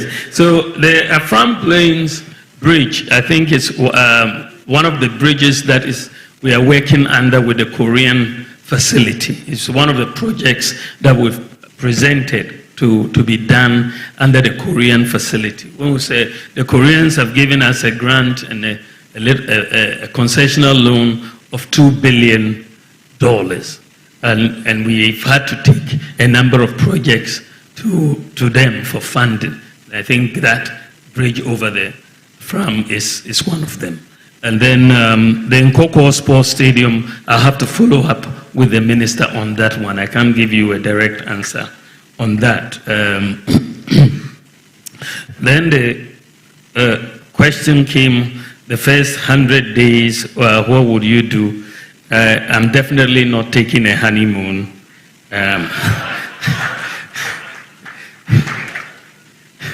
We are going to get straight to work to put things in place. I think that for me, the focus is on jobs.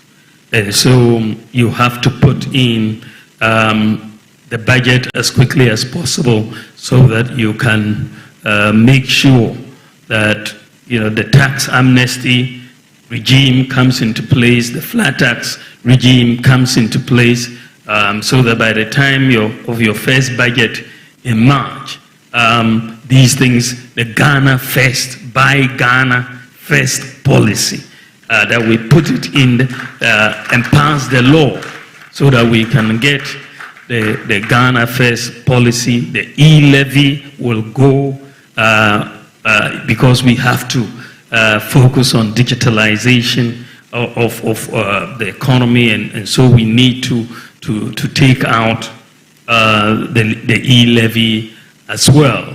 So these are some of the things that I believe that we can do very, very, very quickly as we come in, within the first 100 days. But I think that we are going to be very, very hard at work to look at things that get business moving. The tariff structure for the businesses, commercial versus residential, we have to look at it. The flat rate regime has to come in immediately. Those things that will get business moving very quickly to create the jobs are the things that we are going to do immediately so that we are serious about business and serious about job creation.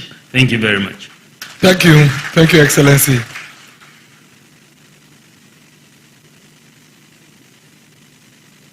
I will go to the far end. Abdul from Tamale, please. Let's hear from the northern region. Abdul, go ahead.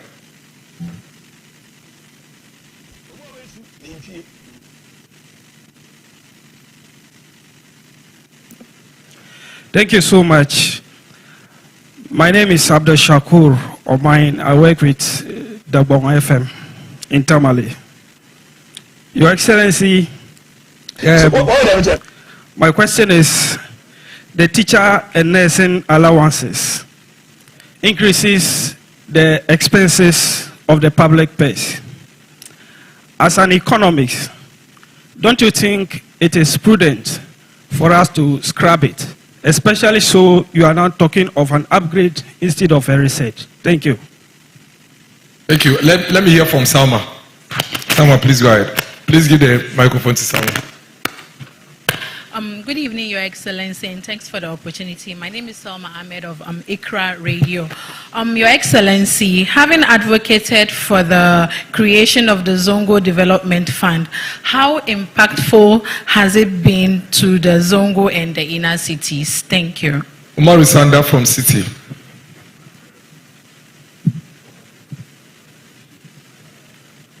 Thank you so much. Good evening, Mr. Vice President. I have a message from your in-laws, the Fulani people. They say I should tell you that, and remind you rather, that they are still being discriminated against when it comes to obtaining national ID cards, the passport, and so on. So kindly work on the discrimination part for them. My question, your critics, mostly the NDC, they say that the economy has overused, so you run away to digitalization. What is your response to such a criticism? Thank you so much. Anybody from Savannah region? Savannah is there. Please give your microphone to the gentleman from Savannah. Thank you. Your Excellency, my name is Nongya Isaac Nongya from Joy New Savannah region. You did a lot of justice to the policies you put on agriculture, but one fundamental key on the agri-value chain, which is the seed industry, is crushing to collapse. I will speak. The local seed industry is very, very weak to the extent that seed growers are out of business. The Tamale warehouse, one warehouse, there are a lot of seeds that are packed there with a market. Sorry. Your question, please. My question is, are you going to rescue the agricultural value chain by revamping the local seed industry and then giving quota of supply of these seeds to the planning for food or job, because at the moment they only buy rice in the neglect of maize, soya, and what have you. Thank you. Let's hear from Frima Edunyame from Channel 1, and then we'll come to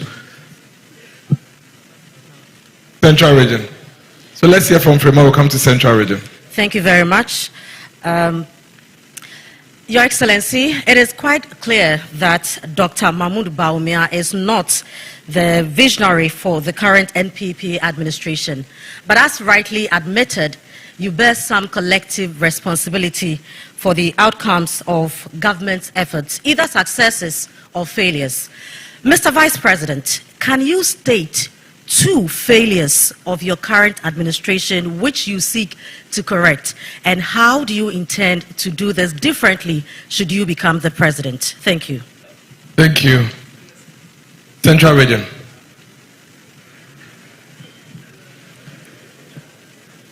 Your Excellency, my name is Kofi Kunedu from ATL FM, UCC Cape Coast. I guess Cape Coast Airport promise in 2020 is part of the 20% unfulfilled. Fast forward, you have aligned in your 2024 manifesto. It means it is there in your heart. What is the overriding consideration of having an airport in Cape Coast and, for that matter, Central Region? Thank you. Please, let me hear from Larry Dugwe. Please give the microphone to Larry. And then afterwards, we'll come to Ashanti Region, Mr. Kwame Dinkra. Let's take a few more. Give the microphone to Mr. Kwame Dinkra. His hand has been up for a bit now. Please. I see a lot of hands. We'll take as many as we can. Please be very crisp with the questions. Okay. Your Excellency, I want an assurance. I recall the President's first 100 days in office, I drew his attention to a vision of President John Ajikun Kufuor to the effect that he will fix the inner ring road of Kumasi to restore the Garden City glory. In fact, we saw the Asqua interchange, the overhead constructed. We saw improvement in the Sofolai interchange. Now we have seen major constructions at the Swami interchange. But we have left with Santasi roundabout interchange, Ahonjo roundabout interchange, Aulaga Junction interchange, and Airport roundabout interchange to fully complete the inner ring road of the Garden City.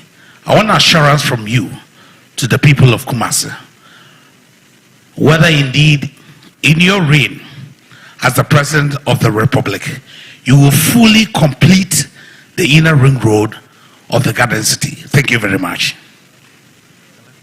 Thank you. I see Andy. Please give the microphone to Andy and Larry. They must ask questions. Please hand the microphone over to Andy and Larry, wherever they are. I see them here, I see them here.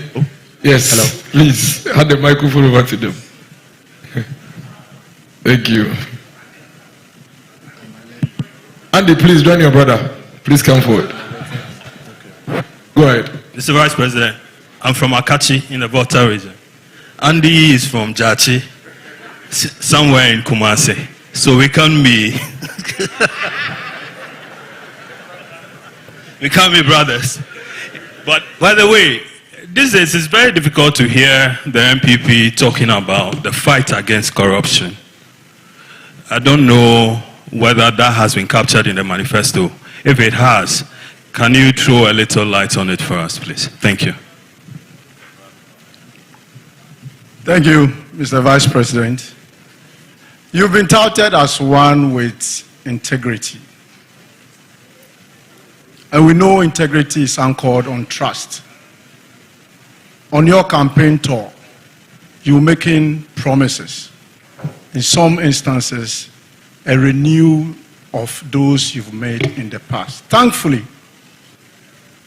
you've been reminded of one you made in 2016 to relieve Ghanaians of the suffering. 7 years down the line,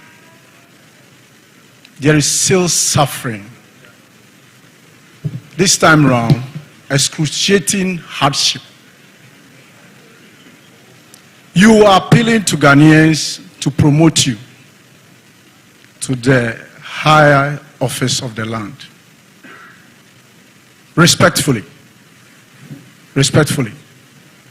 do you think you should be trusted with a mandate that you are, or you have what it takes to relieve Ghanaians of what they are going through? Thank you. Thank you, Andy. So basically the question is that between Dr. Mahmoud Bawumia and former President Mahama, who should a Ghanaian voter trust? He would respond to it. Please give the microphone to Nana Okatechi Afrifa. Okay, it's with Evans. So let Evans come then. Okatechi will come then. Uncle Ebokwansa will come. Okay. My name is Evans Benson. I work with Joy News. On page 29 of your manifesto, you promise to protect Ghanaian cultural values. My question to you is, as president, will you sign the promotion of Ghanaian sexual rights and family values bill? Thank you. Okatechi, I think we've taken more than the 6 at this point. Uncle Ebokwansa, please let us hear from Okatechi if you father come to Uncle Ebokwansa. Good evening, Your Excellency. As usual, I would like to ask my question in three. Saying how Janansi as would the Ajama Pambo Timebusani tree. Your Excellency, a year na me free a year as Sankregua and in Impotemu Eba. Na me call with Madame Fua no see a morning show of a Kesman Kwame Apia Kubi. Ekodru hono niomana ekosuni bi, Your Excellency, it is heart-wrenching. Seminoka say, Tanonsio Idaho, Esutopre, Metimia Jina, the middle of the Tano Insio Namanantiso, Domine Yesu Christo. That is how bad the destruction of our waters have become. Enra, we have to turn ourselves into citizen vigilantes to arrest some Chinese people and send them to the police station on this matter. Besides that, Achimota Forest, Yanyantia say, the Minister for Lands and Natural Resources say, year in, year out, a certain Owu family, Aya Giasa, free on 1927, Yantia Omoka, enti Omodibi Koma Owu family, no. Your Excellency, where there any question? A chopper. Achimota Forest, here the Owu family bika, a binding chia Owu family nika, na forest no and na ho. Nemo issue your forest said the year say no in our quest to benefit from the natural resource of this country. I don't think we can continue like that as a nation. At the end now wo obeye sebeya yesua yaseno abedri yebetimi reclaim na yebetimi abode da won oban amada chinchima. Thank you. Please let's take Uncle Bokwansa so we can, because I think now we've taken almost 9 or so questions.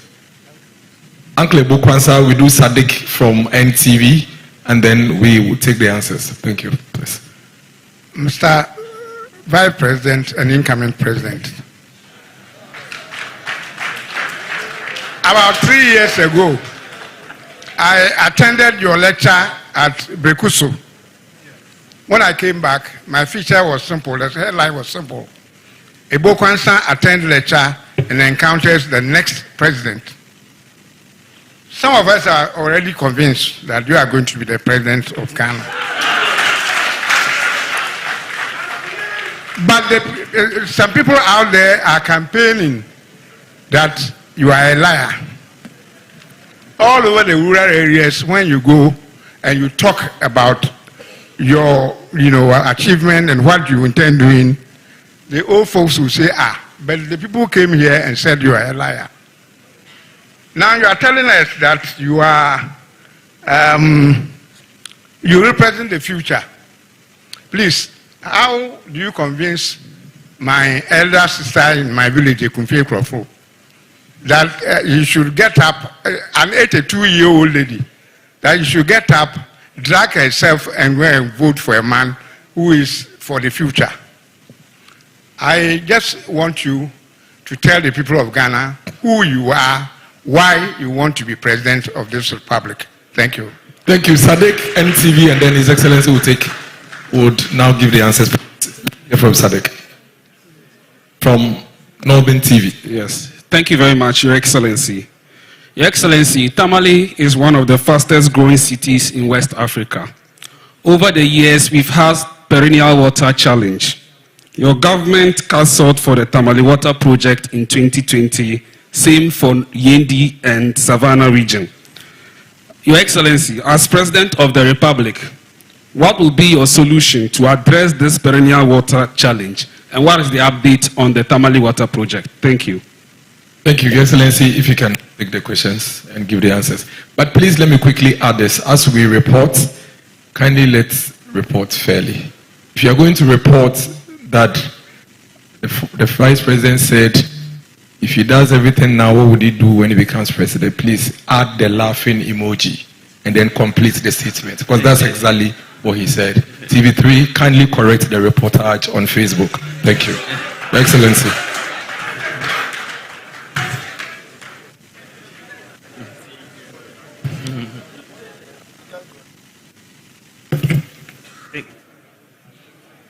Thank you very much. I think the question started with the seeds. I think the seed industry appears to be collapsing, and we need to revamp the local seed industry. I couldn't really agree more with the whole premise of that. If that is the case, we definitely will need to revamp the local seed industry, because without the seeds, we have a real problem in terms of cultivation of various crops. So we'll have to look at that. The question, what failures that you think in this government that you would see to correct? I was thinking a little bit about that. I don't know if I mean, for one, I think that I wish we had built in, for example, we had started the gold purchase program much earlier. If we had started it in our first term of office, for example, the buffer in terms of gold reserves would have been much bigger. As I said, a few years ago, we had 8.7 tons of gold, and I think so far we are almost they've bought close to about 72 tons or so. So it's something that I wish, when I sit back and look and I say, wow, I wish we had been able to buy a bit more and start gold for oil and gold for reserves much earlier. But as I said, the crisis is what really made us to get into these policies. Of course, I also wish that we had, even though we've built more school infrastructure than any government, I believe that we've still had challenges with the senior high school in terms of infrastructure. And I wish we had completed a bit more in terms of the accommodation, dining hall, and so on. But this is one of the reasons why I want us to move a lot of the government expenditure away from government to the private sector. This is a major policy that we are coming up with, that we want to engage the private sector in a lot of expenditure that government normally will put on the budget. And a lot of infrastructure is part of what government puts on the budget. And places like roads, and you tend to see a lot of uncompleted buildings.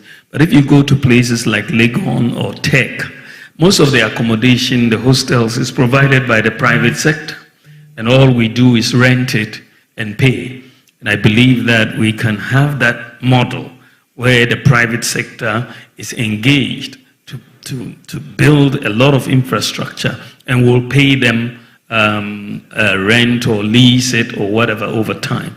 So I believe that will give a lot of fiscal space, but also allow us to complete all of these buildings and so on. But this is where I want to take Ghana in the next session, that we should move more towards the private sector provision of a lot of this, and that will really bring down the fiscal burden on government in providing some of these. The Cape Coast Airport, what is the overriding consideration? Well, I think that if you look at tourism, it's got to be one of the big considerations for Cape Coast. And that could provide us, of course, some people say, well, you are also expanding the road. That is fine, but if some people want to fly directly to Cape Coast, I think they will have that opportunity to do so. Parents, it's an educational hub, and so on, from Tamale can come straight to Cape Coast, and other things. So I think that, there is a rationale, and we should give Cape Coast, it's the feasibility study is suggesting that the location will really be between Cape Coast and Takoradi because of land space issues. But I think there's justification for that. Inner Ring Road for Kumasi, Santasi, and Hojo, and airport interchanges. Napo, I'll leave you to handle that portfolio. And it will be your responsibility to make sure. So I'll tell the Kumasi people to hold you if it's not done. I think that the issue that has been raised, I think, I don't know if it was Andy or Larry who raised it, that corruption, that we've not talked about corruption in the manifesto. In fact, we have, and I did make the point when I delivered my speech at the manifesto launch, that, you know, for me, the way we have looked at fighting corruption, you know, we're looking at, as I said during the manifesto launch, you know, we have killed people for corruption, we've jailed people, we've passed several laws, you know. In fact, since we have been in office, you know, we have passed many laws. We've passed the Right to Information Act that basically brings more transparency. The Witness Protection Act we've passed. The Criminal Offense Amendment Act 2020 was also passed. The Anti-Money Laundering Act 2020. They also increased budgetary allocations to the Audit Service, to SHRAJ, NCCE. We also set up the Office of the Special Prosecutor. So all of these things are you know, policies that we've implemented. But I make the point that when it comes to corruption, I believe that we should stop corruption ex ante. That is before it happens, rather than deal with it ex post, after it happens. That we should look at, and this is why I believe that digitalization holds the key to dealing with corruption. And why do I say so? When I look at the impact of the Ghana card on the public sector payroll, it gives me a lot of confidence that we are on the right path to deal with corruption ex ante. The Ghana card provides unique identity backed by fingerprints for every adult Ghanaian so far. We've issued 18 million Ghana cards. And so when we look at SNIT, for example, when they went through their pensioner payroll and tried to make sure that everybody had a unique identity on the payroll, they found out 29,000 ghost pensioners just because of the Ghana card. And that saved SNIT almost 400 million Ghana cedis from the 29,000. National Service Secretariat found 44,000 ghost service personnel, savings of over 350 million.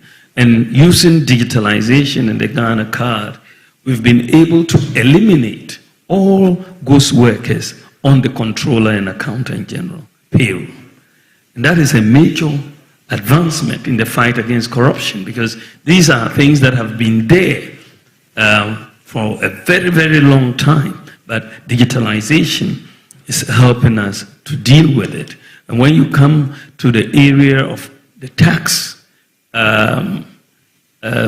domestic revenue mobilization and people's compliance with tax laws and all of that, when we came into office, only 4% of the, what do you call it, adult population of Ghana had tax identification numbers. Only 4% had tax identification numbers.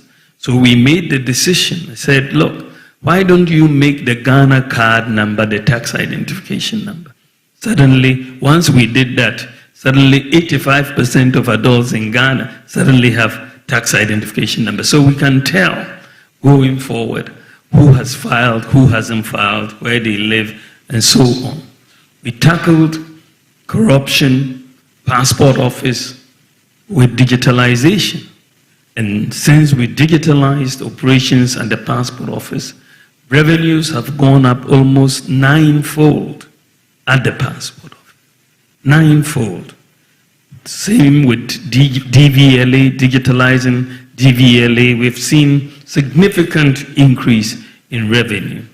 When we digitalize ECG, and ECG no longer collects cash for payment of electricity, you've seen revenue collections go up from 450 million Ghana cedis to 1.2 billion Ghana cedis, just by digitalization. You are looking at paperless ports, and the way clearing goods at the ports have gone so far. Everybody can attest that you have been able to see a reduction in corruption. The Ghana.gov platform that we have implemented, by the way, you almost about 99% of all MMDAs are on the Ghana.gov platform.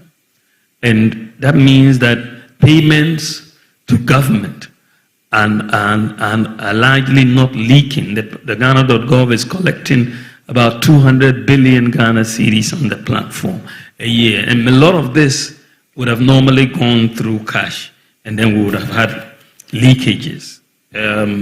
What we want to do moving forward with fighting corruption is my proposal in the manifesto that our government must become a blockchain government. A blockchain government, which means that we operate on the basis that all transactions that you do within the government space are locked in, cannot be changed, are traceable. Even if it is 100 years, they are all traceable. So you cannot go and change any things within the government space. And that is where we need to go. So far, UAE wants to be the world's first blockchain government. They are on course. Ghana wants to be the world's second blockchain government. With that, I think once everything is transparent in all your transactions, there should be a deterrence for corruption in this context. So I want us to move into blockchain, and it will also be done. Just like Estonia, I also want all our databases to be interoperable. And that is work that is going on now. And I believe that either later this year or next year, we will have across all of the government space, all data between one institution and the other will be interoperable, so that we'll see and there will be more transparency. In addition, I have made the statement that I want us to enact a Corrupt Practices Act to consolidate all the anti-corruption related legislation and offenses that are currently scattered across several pieces of legislation, so that we have an omnibus body of provisions offering anti-corruption institutions a harmonized reference point to draw their mandate. I also want us to continue the process of restructuring the public sector and internal audit function. I want us to review Article 286 of the Constitution and the relevant legislation on assets and liabilities declaration. I want to expand the asset declarations by public office holders to include, among others, senior staff and heads of regulatory and public institutions which were not previously covered. And I also want to require that asset declarations be made or updated every 2 years instead of every 4 years. I want to place limits on foreign official travel by ministers, CEOs, and civil servants, as well as annually publish official travels undertaken, and also annually publish the list of all beneficiaries of public scholarships. So that is one area in terms of the corruption fight that is in the manifesto. Maybe it must have skipped some people, but it is there. I think it is Andy who was asking the question that, you know, all the promises are about integrity and trust, and the fact that real hardships exist, and how would people trust that I will be able to work on the hardships. I think that, you know, the issue has to really be about what have you done? I mean, what is your track record on these issues of social intervention, right? What have we done to relieve hardships?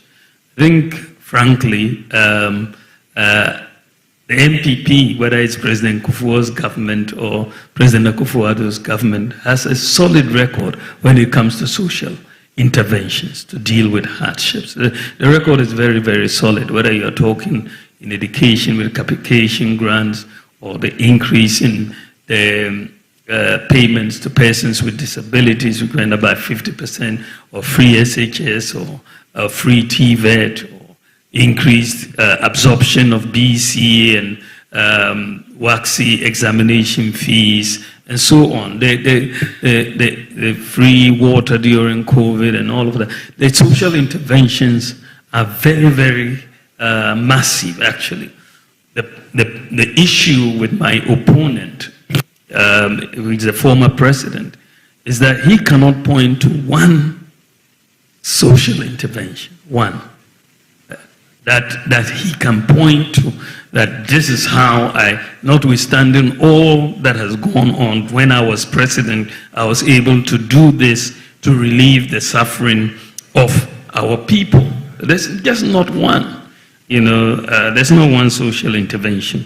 So that is the issue. I believe that if you look at our promises, as I said, the 2016 manifesto, we've done about 83%, and 80% of the 2020 manifesto fulfilling or fulfilled about 80%.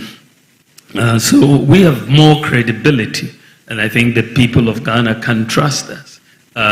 When it comes to dealing with hardships, we are always front and center, whether it's providing free dialysis or sickle cell or childhood cancer. We're always thinking about it. And for me personally, you know, I always worry about the poor and the vulnerable.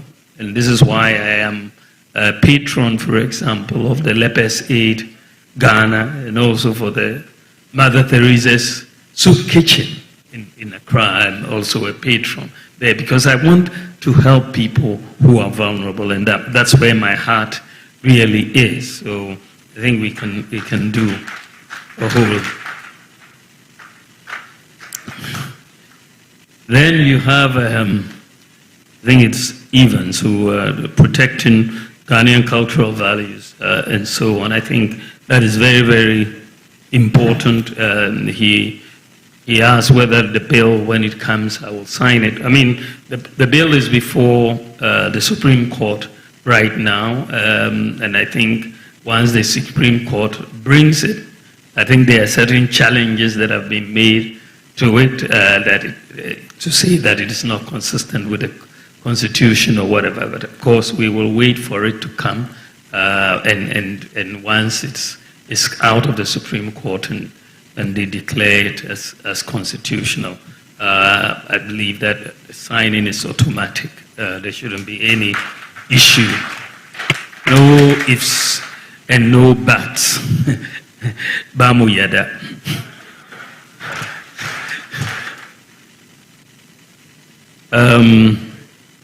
I think that there is the issue of protecting our water bodies. And I think that, first of all, restoration of our forests, you know, we've undertaken to target about 30,000 hectares of degraded areas for reforestation and plantation, and also establishing 1,000-hectare bamboo and rattan plantations annually for watershed protection, and also providing tree seedlings and plantain stackers in the National Reforestation and Plantation Program. I've also talked about small-scale mining and how we want to reduce the practice of galamsey indiscriminate digging by using data from the Geological Survey Department to direct the miners into particular community mining schemes, and sort of using mercury-free gold catcher machine technology to help them extract the gold without destroying the water bodies.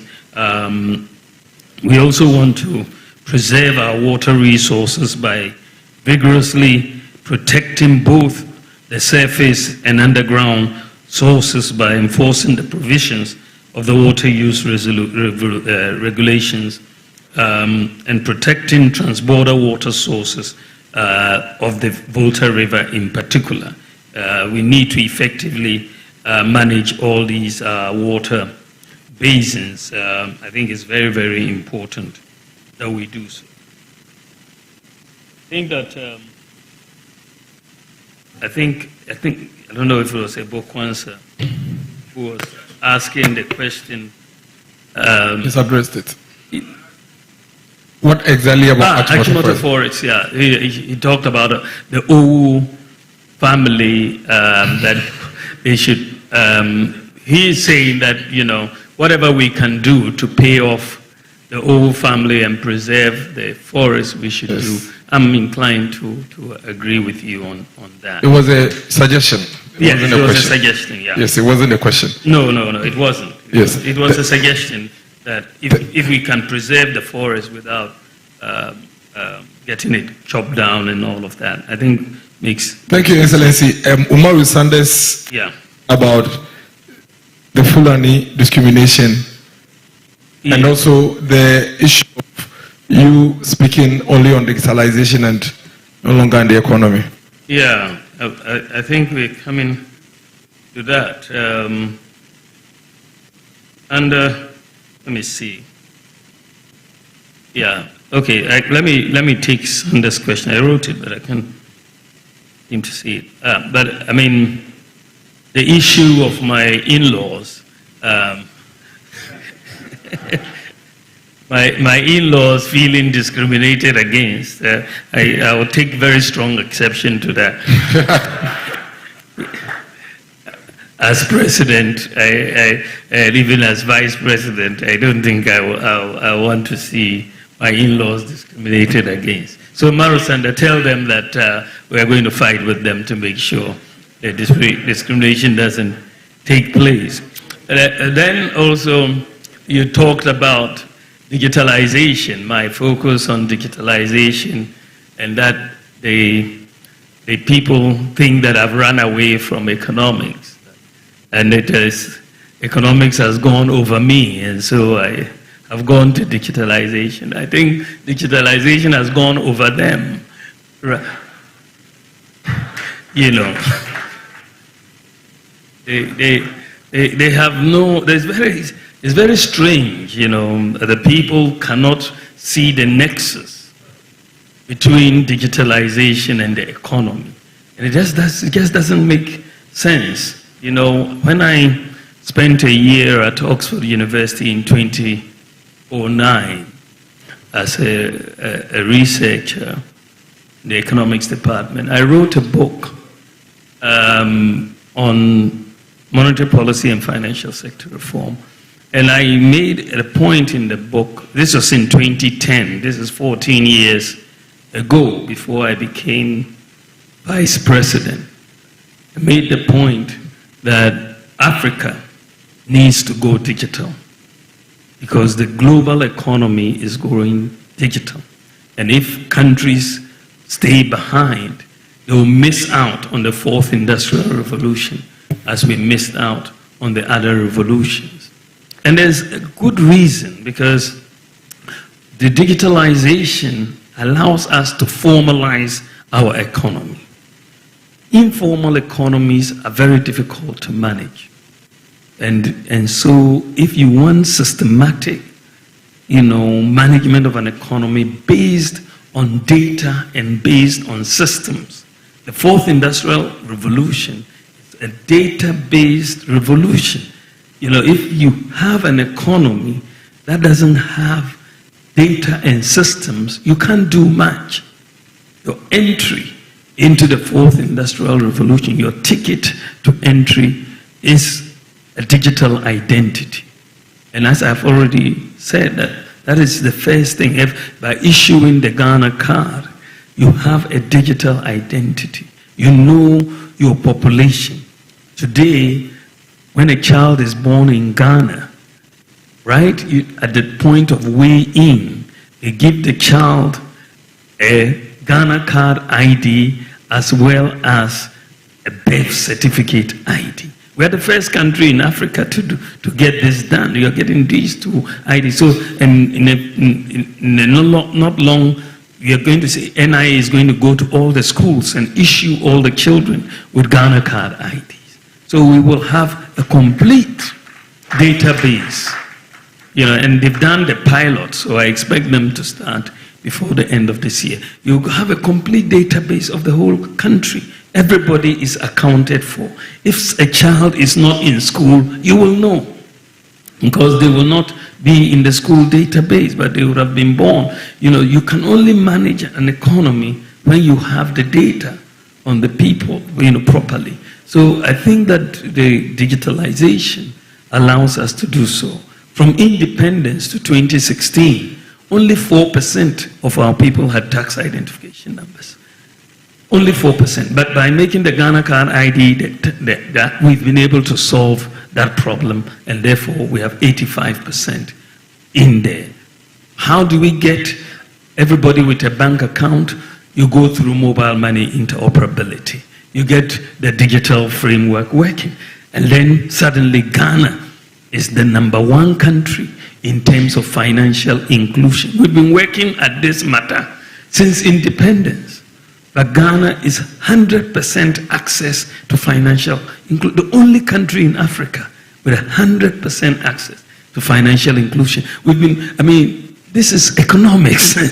When you talk about financial inclusion, you're talking about economics. Look at the savings that people are making, just staying at home and paying their electricity bill, or renewing their national health insurance, or buying something on the internet or whatever. Just, you know, you're expanding economic possibilities when you move in this direction and so on. So when you are talking about moving away from economics, no, in fact, any economy who doesn't digitalize will be left behind. And so I believe right now, what we are doing right now in Ghana, we are really at the forefront of the digital economy in Africa. We are at the forefront of the digital economy. What we are doing right now, many countries are not able to do. Many countries will take a much longer time to do. I was telling somebody, even in the UK, they don't have digital ID cards. Tony Blair was proposing to Steinmeier that they should move to issue digital IDs. They don't have digital IDs in the United States. They are now talking about doing digital identity in the United States. The EU has asked all their countries to make sure they issue digital IDs by 2030. You know, how do you manage an economy without address systems, addresses? If you go to the UK, US, Canada, and you collapse their address system today, those economies will collapse just because they don't have addresses. We had to address that problem. For 60 years of independence, we didn't have a solution. We were going piecemeal. But by just bringing in the Ghana Post GPS and moving to a digital property address system, Ghana solved that problem just like that. You know, and that has economic repercussions.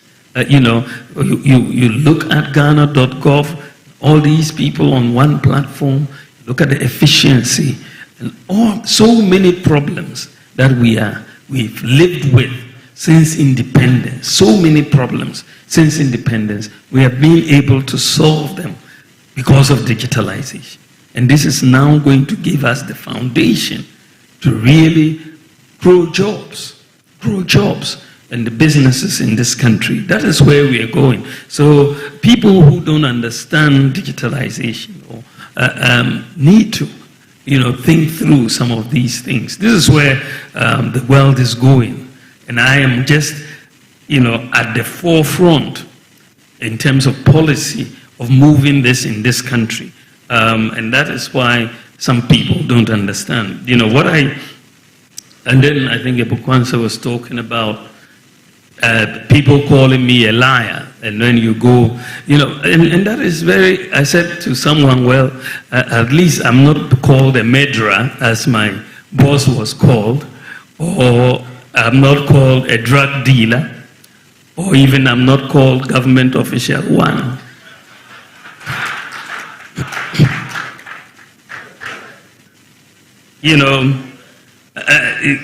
But why do these things arise? Fundamentally, I believe that Ghana can do exactly what is happening in the developed world, in the advanced countries. I believe it is possible for us to leapfrog technology. And for us to do this, we must have this mindset of possibilities. That's why I'm saying it is possible. We are always, timid in trying to do things that are not even done in the advanced countries. We think because it's not been done in the advanced countries, we shouldn't even try. But we can leapfrog them in many areas. But if you have an impossibility mindset, which seems to have been pervasive in the NDC mindset, everything you want to do, they say it's not possible. But if you have that, your development is limited. But when other countries are going to Mars, why would you think earthly things are not possible?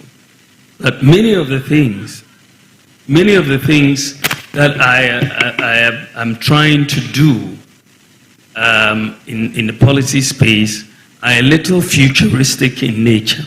Many people don't seem to usually understand them at the time when I start talking about them. They immediately come and say, oh, well, he's lying. But you remember when I talked about drones coming into Ghana, what did they say? That I was lying, that the drones are coming to take pictures of naked women in their bathrooms. That was the response about drones. And when I said Ghana was the world's largest medical drone delivery service, they said, he's lying, it's not true. When we talked about digital property address system, they said he was lying. This is not this thing. When I said that mobile money interoperability, Ghana was the first in Africa to do mobile money interoperability between bank accounts and the Momo account that we have done. They said I was lying, but usually after they say I'm lying, when I'm proven right, they don't come back to say I was right. When I said that you could use the Ghana card to travel from outside Ghana into Ghana, they said I was lying. Today, people are using it and traveling very easily. When I said we're going to build hostels for Kayaye, they said I was lying. And then we've built the hostels, they've not said anything. When I said we will restore teacher training allowances, they said I was lying. When I talked about the rent advance loans so that people will not have to pay rent advance through the National Rental Assistance Scheme, they said I was lying. Free SHS, when we talked about it, they said it was 419. Agenda 111, when I mooted this idea about Agenda 111, and na me pese anka nsanchurafo no bibisa no se ayambia ne level anase ne tumi no being vice president ene dru abra one ne boss president wo ho is he able to implement anything? And now say untimi implement bibia kra. And I think a guy asked him a question. Say Ediana onu betimi aye as a vice president. Is this something that he doesn't have any power to do something at all? Na hadrin papa yo kase o wa ban mu na I don't know say who on your papa nyina wo ho when the boss na nam. Then it comes to the question, say it means that okana mbom na na do mfa na nya hwe obi a wo mfa na nya hwe so de se na wumbu no na wumbu no dia na fu bepia na hye nipa kon so no ana wo pese wo badia ase wo mo de adwene di agro. And it's honestly speaking, journalists no, most of them have asked very brilliant questions. Ebi kura de he doesn't answer the question with the economy when year no, but ono accuse former president when year no asamna bo and said he didn't answer. He was winding around it. So many questions he was winding around it. Oh, inti honestly speaking, yes you no anebedi. Yes you no anebewin. Umfamano yo yantu aswe. We announced it, they said it was a lie, it was not feasible. The digital, the Zongo Development Fund similarly, and when I talked about credit scoring, that was not in existence, it wasn't seen as true, you know. So there's a pattern that is going on, but I have to thank Joy FM. In June 2023, Joy FM did a report together with the African Academy for Open Source Investigations. And that report revealed that the coordinated sharing of that hashtag Bawumia tweets by 28 accounts using copy and paste technique is an inorganic creature created by the opposition NDC to smear me. This was the finding of Joy FM, not me, that they had created these fake accounts and sharing Bawumia tweets, and they had said that this was a deliberate attempt by the NDC to smear me. So I take it as par for the course. It was sir. Muina mutu ejapadie document nsema wumgu na yetu abama Dr. Mahmoud Bawumia Ghana ye ni future because ekwanga NDC MPP ede papa we eba say yentu abama enokura eye wrong na nado dankwa epiepia na musuro na nado inti opiepia no de share mukon ne wrong. Bawumia ye Ghana ni, he has every right to also allow himself to be competed.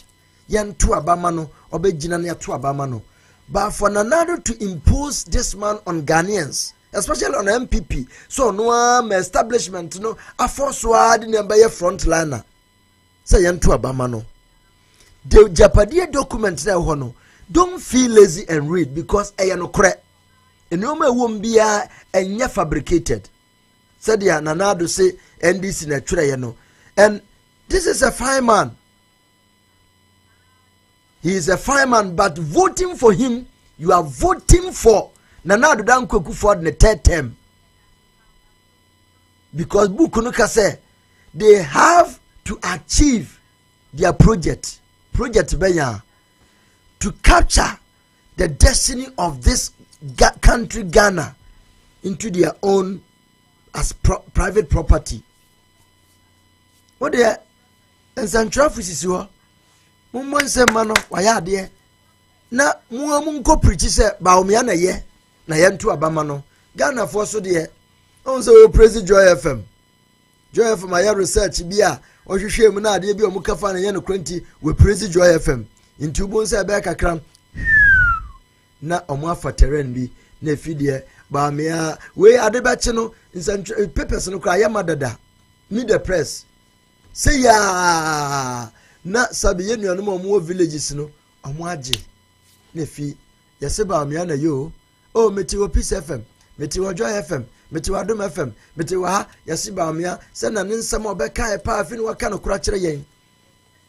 A journalist asked him Nana Yakese ebisa no say doctor also ba levy COVID levy flat rate port D&D ube ye free ho ya wa bosume nan edien ana wo ubetimi aye a age se ya twense ubedi ansana why sa nneoma we ebusua. It is very sad na enye obiri na aye bribi Ghana sofwo bimu eka hododo na a problem, and they have created this because ukwa so dem a said your mbaka safa papa we hu no untimi nkasa wonto abema no asofo no because musu no mukuta masses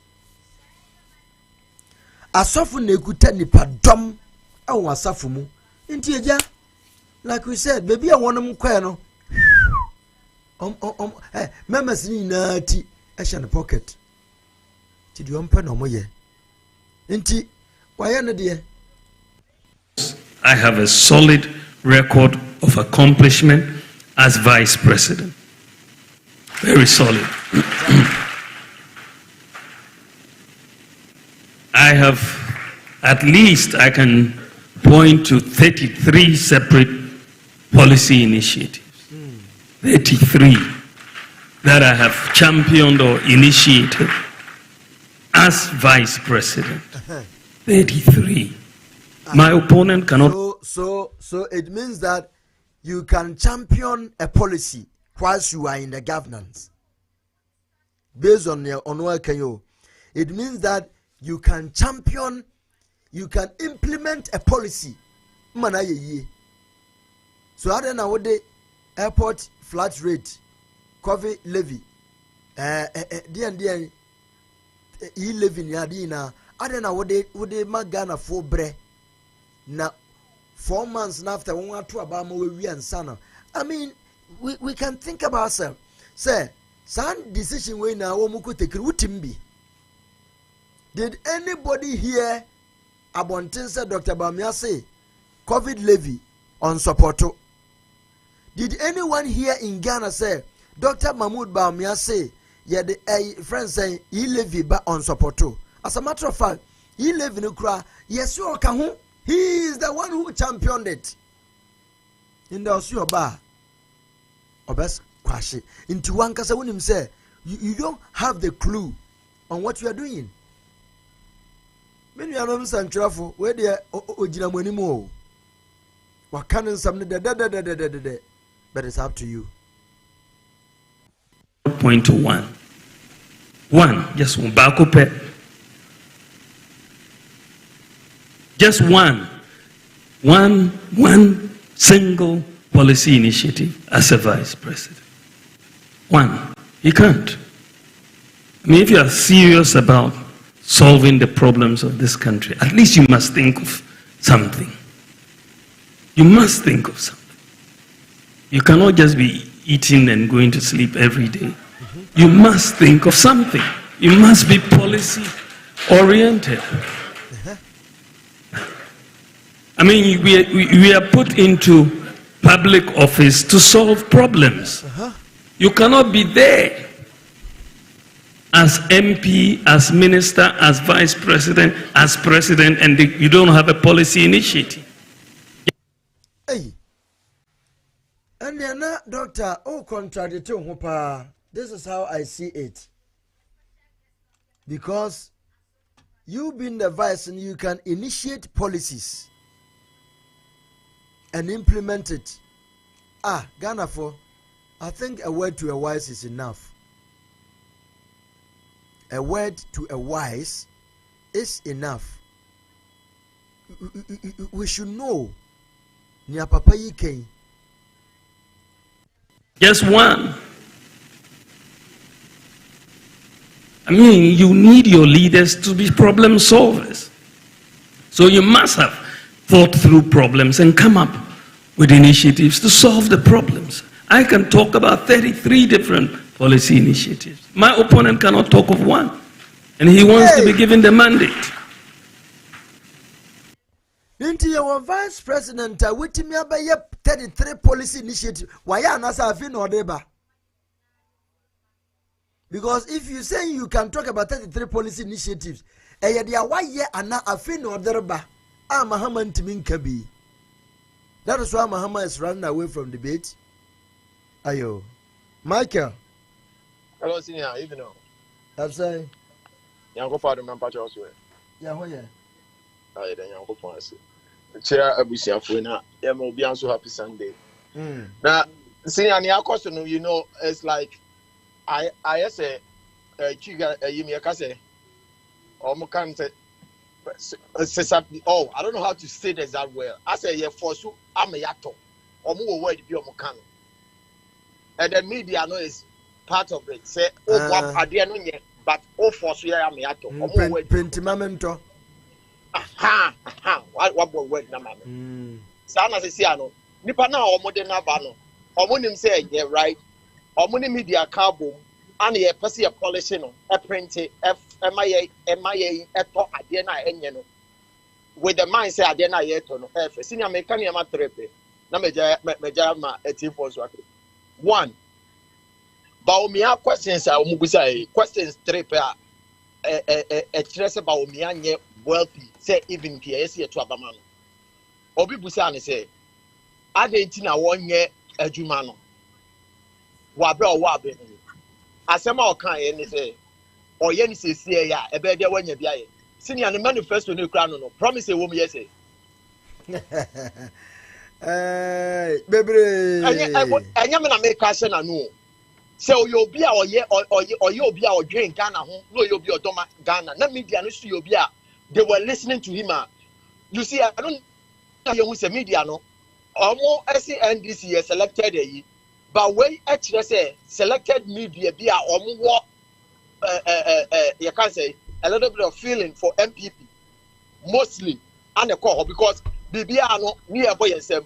Media micro to make us say what be president and I say what your president. It's media minor or no yes and in between Ghana and the politicians. No nobody can choosing the president.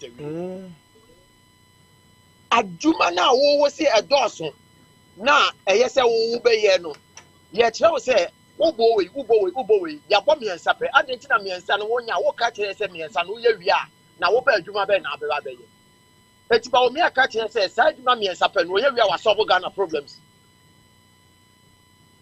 You see they are tossed to omo ebusa simple question. I think say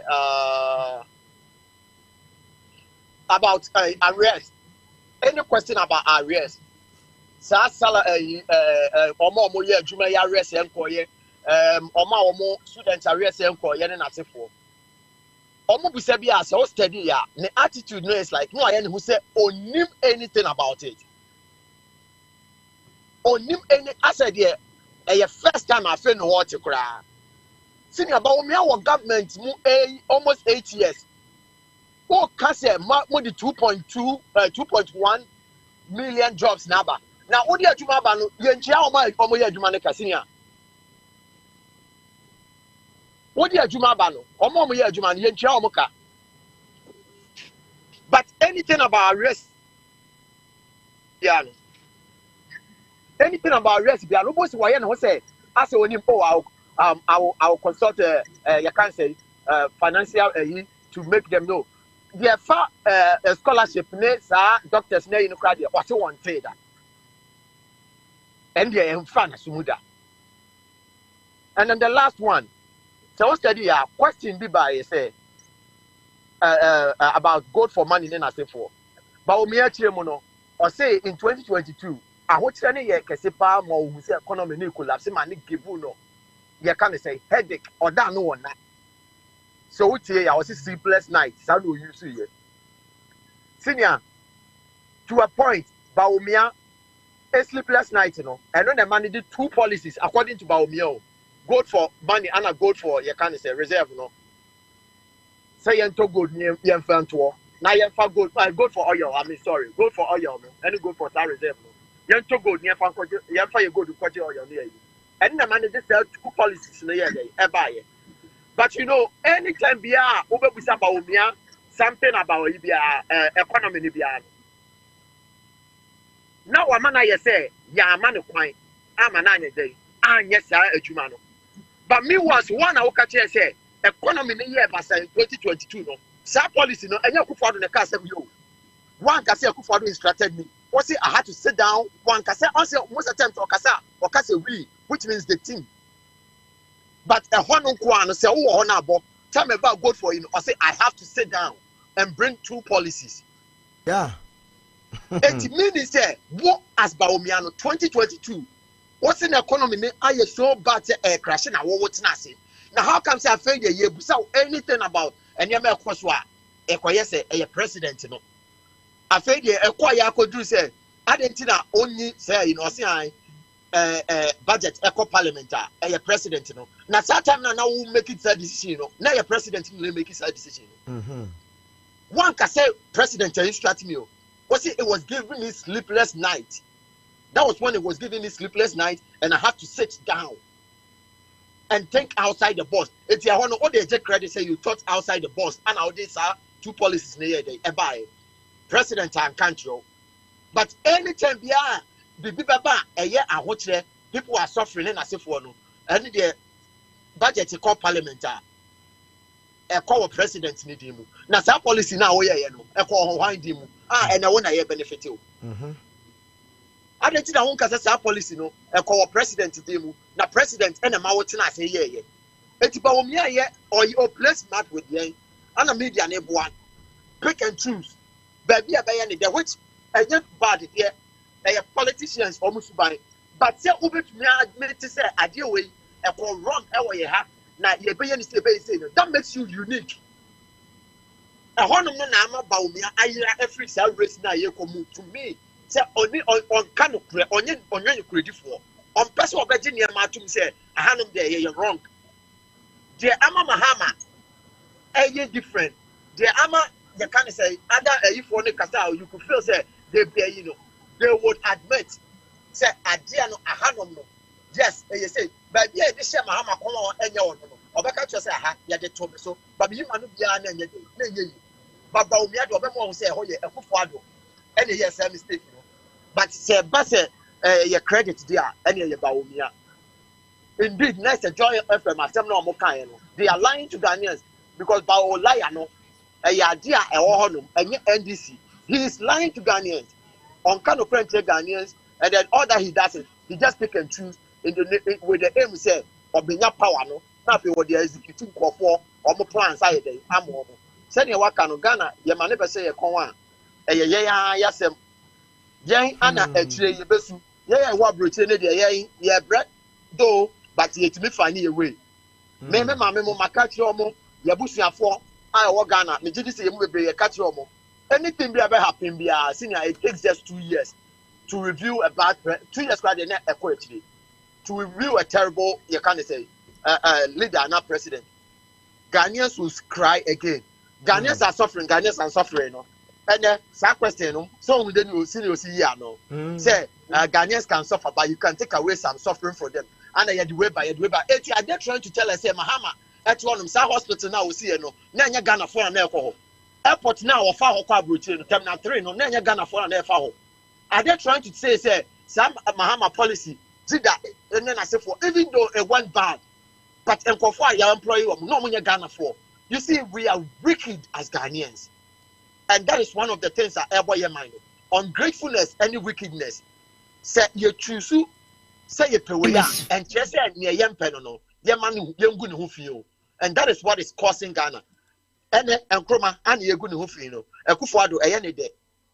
In future, another you can say group of people, beba, whatever that you are done will be rubbish to them. Sa pepe near the MPP any mum penny for. Senior Katrami de mo mensomera sepa na ebusia yentu aso na yemisebisa ye ho nsam yenua bia bi ebisa question na monhwe sade a obisa na question ene inyano a ɛbaayɛ yɛn nso so na kakrakra na yɛmfa nkɔ yɛnum nhwɛ deɛ ayi bɛyɛ bɔ ha yɛnkɔ bisa wasɛm no. I do Tumboateng from Metro TV. Mr. Vice President, you will remember this quote: if the fundamentals are weak, the exchange rate will expose you.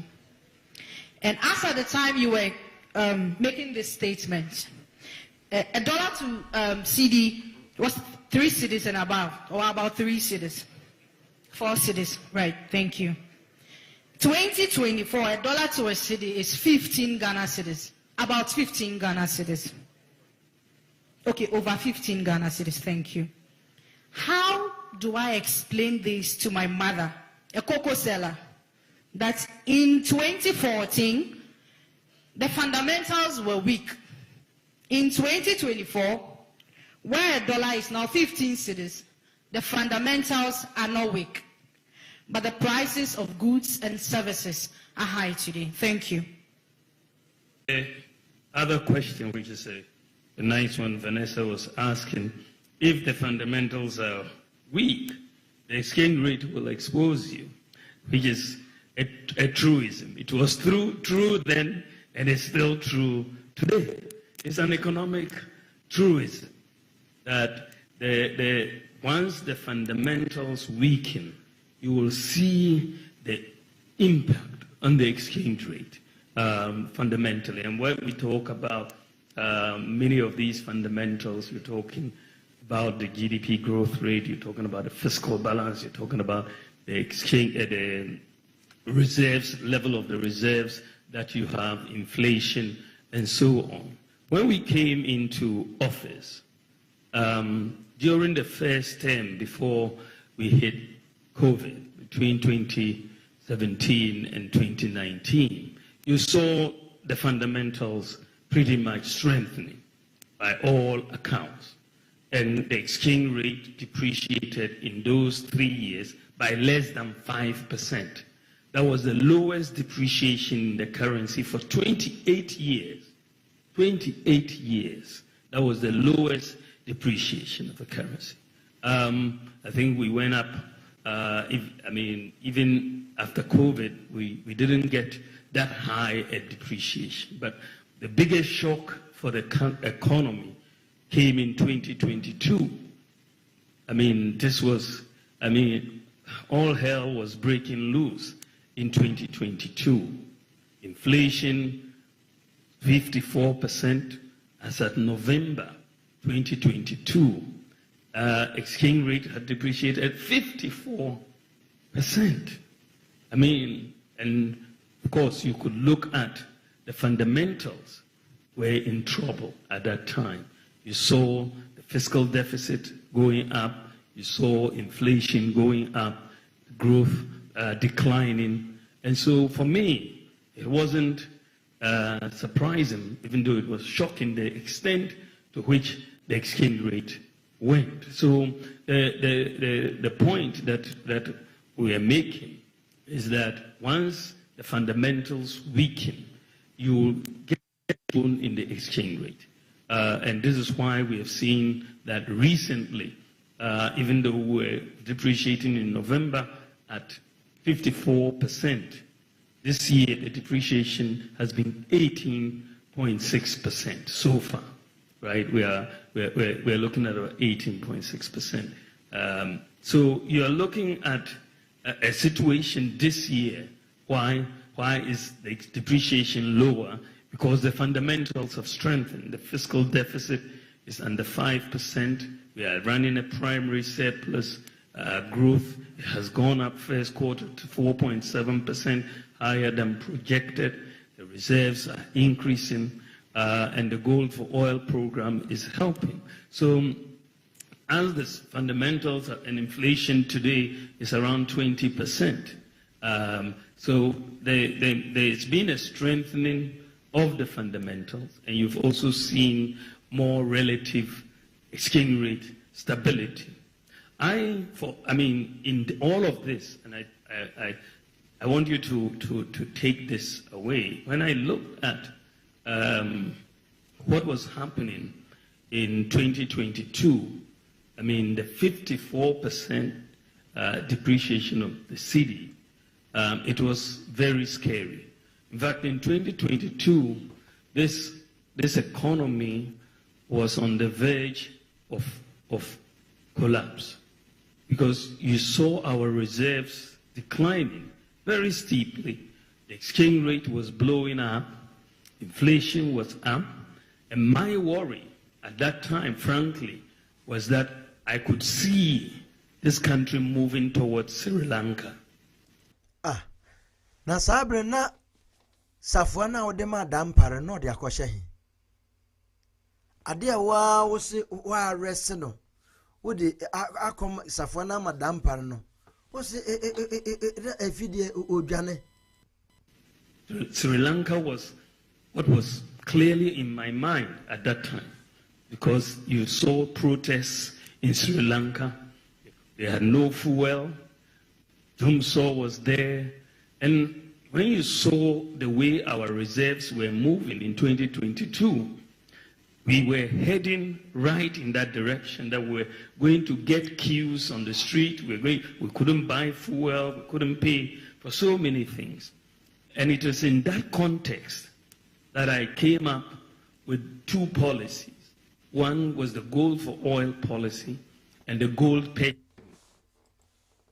Ebusia, Mama say Ghana sana yende ye huampa. So there comes we are still under colonial rule. It is very, very true. Unsa yende ye hu. Amanga uwe japade, and because we don't have any idea to add value to our reserves in Intino, sana aba. If you Sri Lanka for the suba mune muna na eno ena akofa problem aba na yedu baby bisa Bawumia se Techiman South nipa efrimu nipa kumni ade 8 people including a 14-year-old Muslim girl were killed in cold blood election 2020 and also na uyi no say. I think there was a question that 8 people died in the 2020 election, and the president, or we have not commented on it. I'm not quite sure whether the president has commented or not. But any time we lose a life in any circumstance, it doesn't have to be an election. Debut. One, you are not quite sure whether the president has commented on it. But also your vice. In Dinanado and Kasa ya unkasa. Ude mamintie. I'm not quite sure whether the president has commented or not. But any time we lose a life in any circumstance, it doesn't have to be an election. I think it's really a very sad event when you talk about loss of life for anybody. And so I think that it's very, very a sad occurrence if for people who died during the election.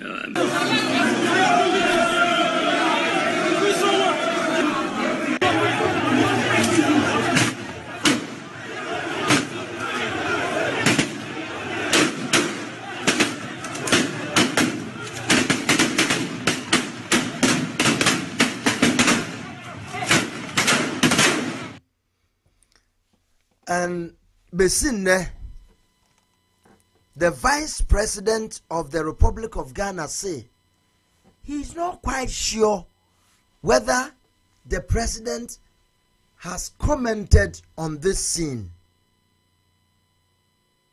During election 2020, 8 people died, including a 14-year-old Muslim or a Muslim. If you want kasa would you mucho na we advise you could not even lead a thorough investigation over that. You are still moving on.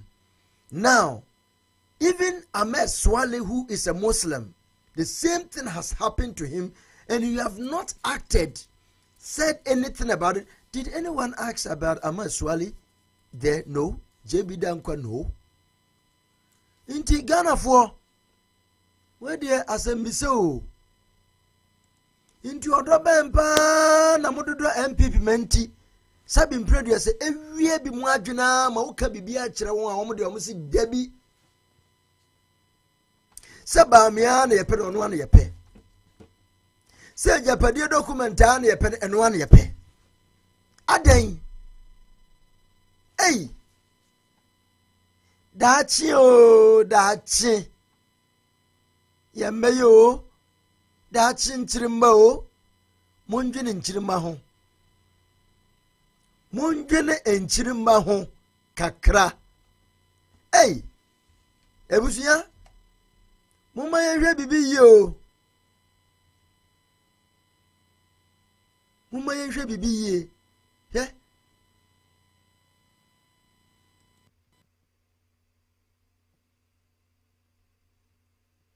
Oh my God. My name is Vanessa Idotumbo. Eh?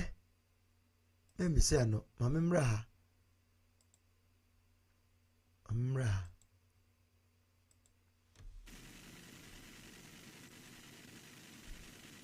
Question about the Zongo Development Fund. We just wrap up. We'll take the Zongo Development Fund question. Then we'll take a question from Bloomberg. Then I have also been called out the same way I called TV3, and let me add GH1 as well. Let's give fair reportage. It's fine. Report as you want to report, but don't cut my statement when you know it's not completed. Miracles are Bwajukran and just a meho yira me wa brantie ho. Bebunu or your youth. Or your bebunu pa. Ha. It's unfair. So please, that's what we are saying. We are not telling you what to report. We are only saying that if I make a full comment and you bring one part of it and report on it, you are deliberately setting me up for something to satisfy your own agenda. Please, let's be fair. GH1 has also done the same. I think it's fair that we correct it. But I have been called out also by Ebenezer Donko. Eben, I can't see you. Please, give the microphone to Ebenezer Donko. Your Excellency, whilst you take a breather, and then we come back to it. We are taking three. So please, let me address the Zongo Development Fund. I think that what is clear is that Zongo development wasn't a real issue.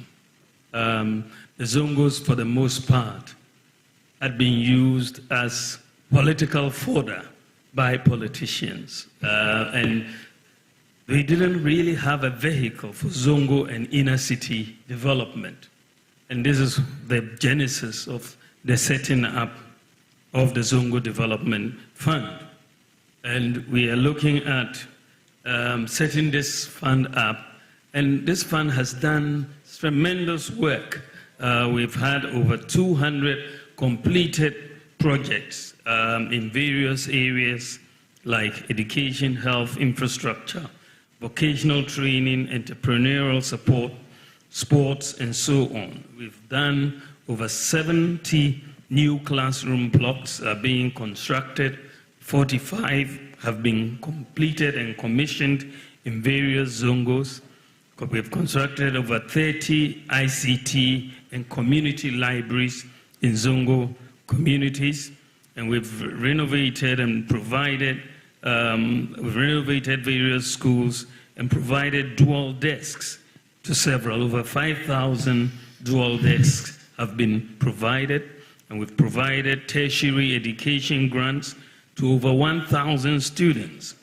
And we've given scholarships to 40 brilliant but needy students from Zongo communities to study medicine in Cuba. And we've donated about 50,000 textbooks to be distributed across the country.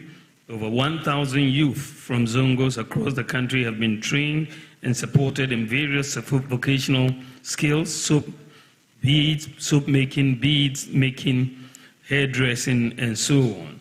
And then we've also seen a number of chip compounds constructed and some health facilities in Zongo communities. Also, drainage systems have been constructed, and the provision of places of sanitation facilities have also been done. So if you look at sports, we've also done astroturfs in Zongo communities. 17 have been completed, and we've done 100 mechanical water systems in many Zongos across the country.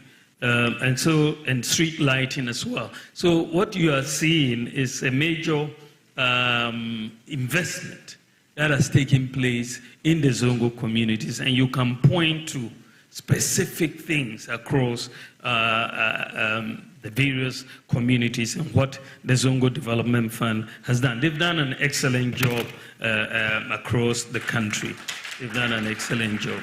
Your Excellency, kindly take a seat. We'll take just one last round. I know there are a lot of questions, but we are unable to take everybody's question. But because Ebenezer Donko has called me out publicly, let me take him. So please give the microphone to... Let me please hold on. So we'll take Northeast. We'll take Northeast. Please, hang on. We'll take Northeast. We'll take... Bono region, round from the Bono area. We'll take between Volta and Oti, we'll take Oti. Then, so that's 3. We'll take Bloomberg, we'll take Ebenezer Donko, Natalie Ford, and then I see Stephen Zuri. Then finally, Geba will wrap up as a mother. So please let's use this order and then we can make progress. So for now, I see Bloomberg with the microphone. All right. Thank you, Your Excellency, for the opportunity. Your manifesto promises seem to fall outside the program parameters and targets of the IMF. And you add by saying you're going to scrap some taxes. Do you perceive that you'll be seeking to review any portion of the IMF program to accommodate some of these things you plan to do? Good. And if yes, which areas are you looking at? Thank you very much. Very good. Thank you. Please give it to Eben. He's used communist inferior tactics in getting me to. Does he have the microphone? Okay. Go ahead. He's here. He's here. He's here. He's here. He's right here. Please give it to him. But then, Stephen, please. Stephen, ask your question. Okay. You have the microphone. Go ahead. Yes. Give the microphone to Eben, but let's hear Northeast. Or else Eben get the microphone. Thank you very much for the opportunity. My name is Salifu Mbadama Idrisu. Wale FM. Wale. Yatwala Mampole. Dr. Nituma. Njela Bosa Abatana. Abaye Banyela Mampole Kayil Banya Sumentre. Abaye ma Yinenya. Palaku Mwala Yatwala. Kabaye Makia Mambu Siminya. Inyangan Dinasara. Nembia popuna kanya wala kya nangi kamwarma nyang mbia kambasa bayi ni itwa sukuru karanwa yatwa be sukuru yatwa ami babu sinya inyang di nama into mbe university tebaba kawanyan karankarma changi tourni. My last one is a comment, please. Yesterday I was watching Joy News program entitled Are you News asking 5. 2 questions? Why are you? I beg you. We don't know what you said in the first. Please, Uncle. The first one was your question. I beg you. I was watching a program yesterday on News 5, and one independent presidential aspirant used a lot of unprintable words on you, and I was so sad to understand that the host sees nothing wrong with that. And I want to find out from you, when you do hear some of these things, how do you feel, or how do you take it as a person, not a president? Thank you very much. Thank you, Northeast. Eben, then voter. Can I see the voter hands? OT, you are asking for voter in OT. That's fair, right? Okay, Eben. All right, thank you very much. So my name is Eben. I work with YFM Ghana. I came all the way from Kumasi, actually. You're welcome. And YFM Ghana has always been one of Ghana's biggest when you talk about media, especially with relations to the youth. Please go to the question. Now, the question is, I work in the creative arts industry. Most of the times, we get to see our celebrities or people in that industry only when it gets to elections. That's when politicians want to use them because they do know that they carry certain power and they can actually help communicate. Now, my challenge is that what do we have for the creative arts industry? So many things have been said. One of the things that they often look at is tourism, year of return, beyond the return, which everybody can attest to the fact that it's been successful. Now, what are we doing with our movies? What are we doing with our music, our internet? Because today, we can change the narrative and perception about Ghana with movies. But unfortunately, our movie industry is kind of on a decline. When you talk about actors and actresses, we get to hear of them when they're on their sick beds. There's nothing for them. Any kind of pension scheme, any kind of thing for them. What do we have for the creative arts industry? Since we hold a huge power to actually change the narratives of this country, and the creative arts industry also gets to employ thousands of people from tourism. Look at all the tourism sectors across the country. I remember speaking to one of the tourism sector ministers about... Please wrap up, Eben. Sure.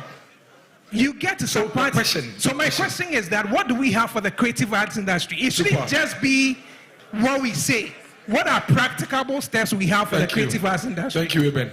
Please give the microphone to OT Region. Thank you very much. My name is Baba Adam Sadiq.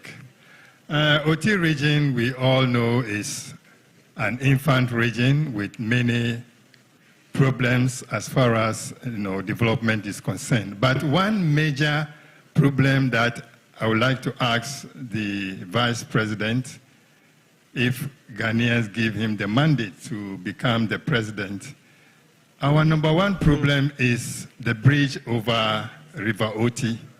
We all know that Oti is one of the food baskets in the country, and we also know that that road is an important road for motorists from the northern region coming down to the south and the vice versa. But the problem is government had promised the people of Oti, after we've been given the region, that a bridge will be constructed over River Oti. And since then, nothing has been done, or we've heard nothing. Now, when you are given the mandate to become the president, what would you do? What will you do for the people of Oti? Paul Adam Ochre. Then we are done. Hello. Miracles, do I have the floor? Yes, Paul. Thank you very much. Good evening, Mr. Vice President and colleague journalists. I think we're having a very interesting time. Mr. Vice President, I covered the NPP presidential primaries in 1998. I covered election 2000. I covered the NDC contest for election 2004, the one between Mills and Kwesi Botwe.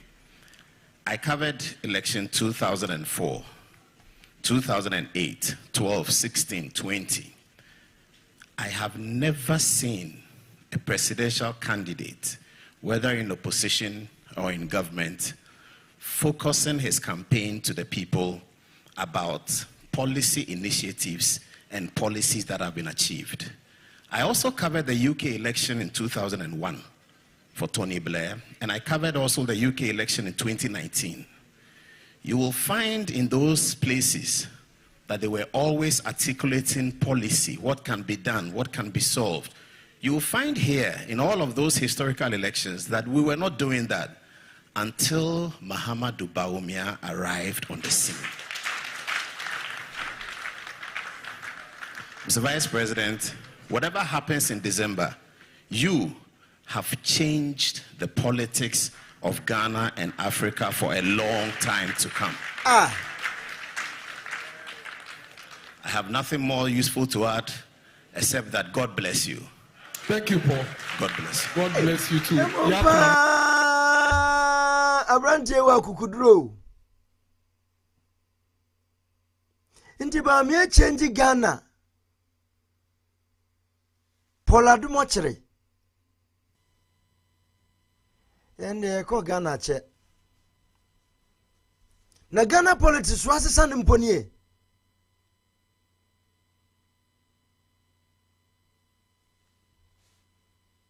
Wow.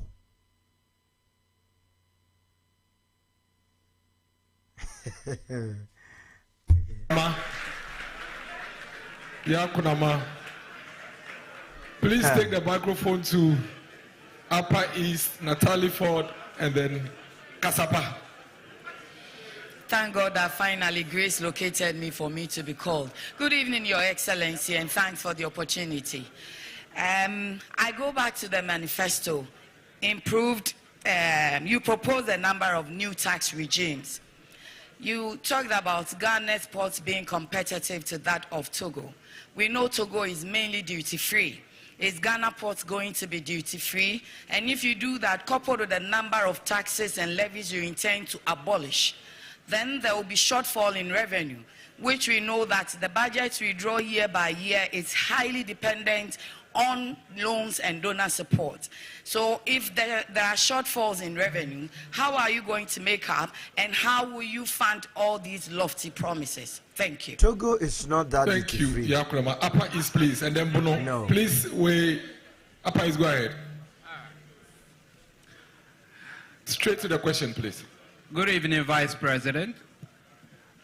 In 2019, you accompanied the President to Tanting, widely known as Talisi District, to consult for the construction of the Kolgo multipurpose dam.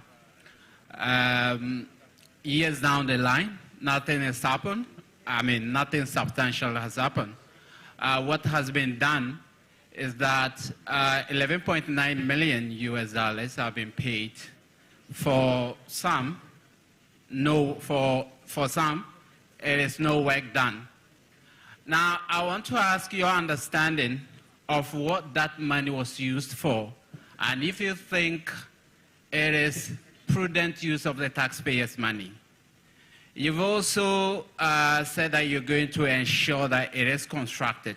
We know in 2019, when the sword was cut, it was estimated to cost nearly $1 billion US dollars. Please, your question. Nearly $1 billion US dollars. Now it is 2024. It is not going to cost same. We know things have changed. What is the estimated cost now? And the last one. No, you have only one question. Please give to Natalie Ford. Natalie Ford, then Kasapa.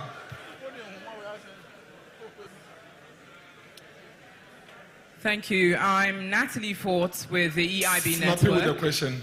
GH1 TV and Star FM. Your Excellency, North Tong MP Samuel Okujeto Ablakwa is seeking to introduce a private member's bill to prevent legislators and government officials from buying state assets. In the event that you're sworn into office, is this a bill that you would assent to? Okay, please give it to the Kasapa and then come to give the microphone to the Bono rep. Kasapa. Mr. Vice President, Mpacho Memowajo, Medin the Efia Pokia, Ago TV, Kasapa FM. Mepacho Bosume Yashase, and I can say, Nyameya Wadomna Ubedi Mampenia.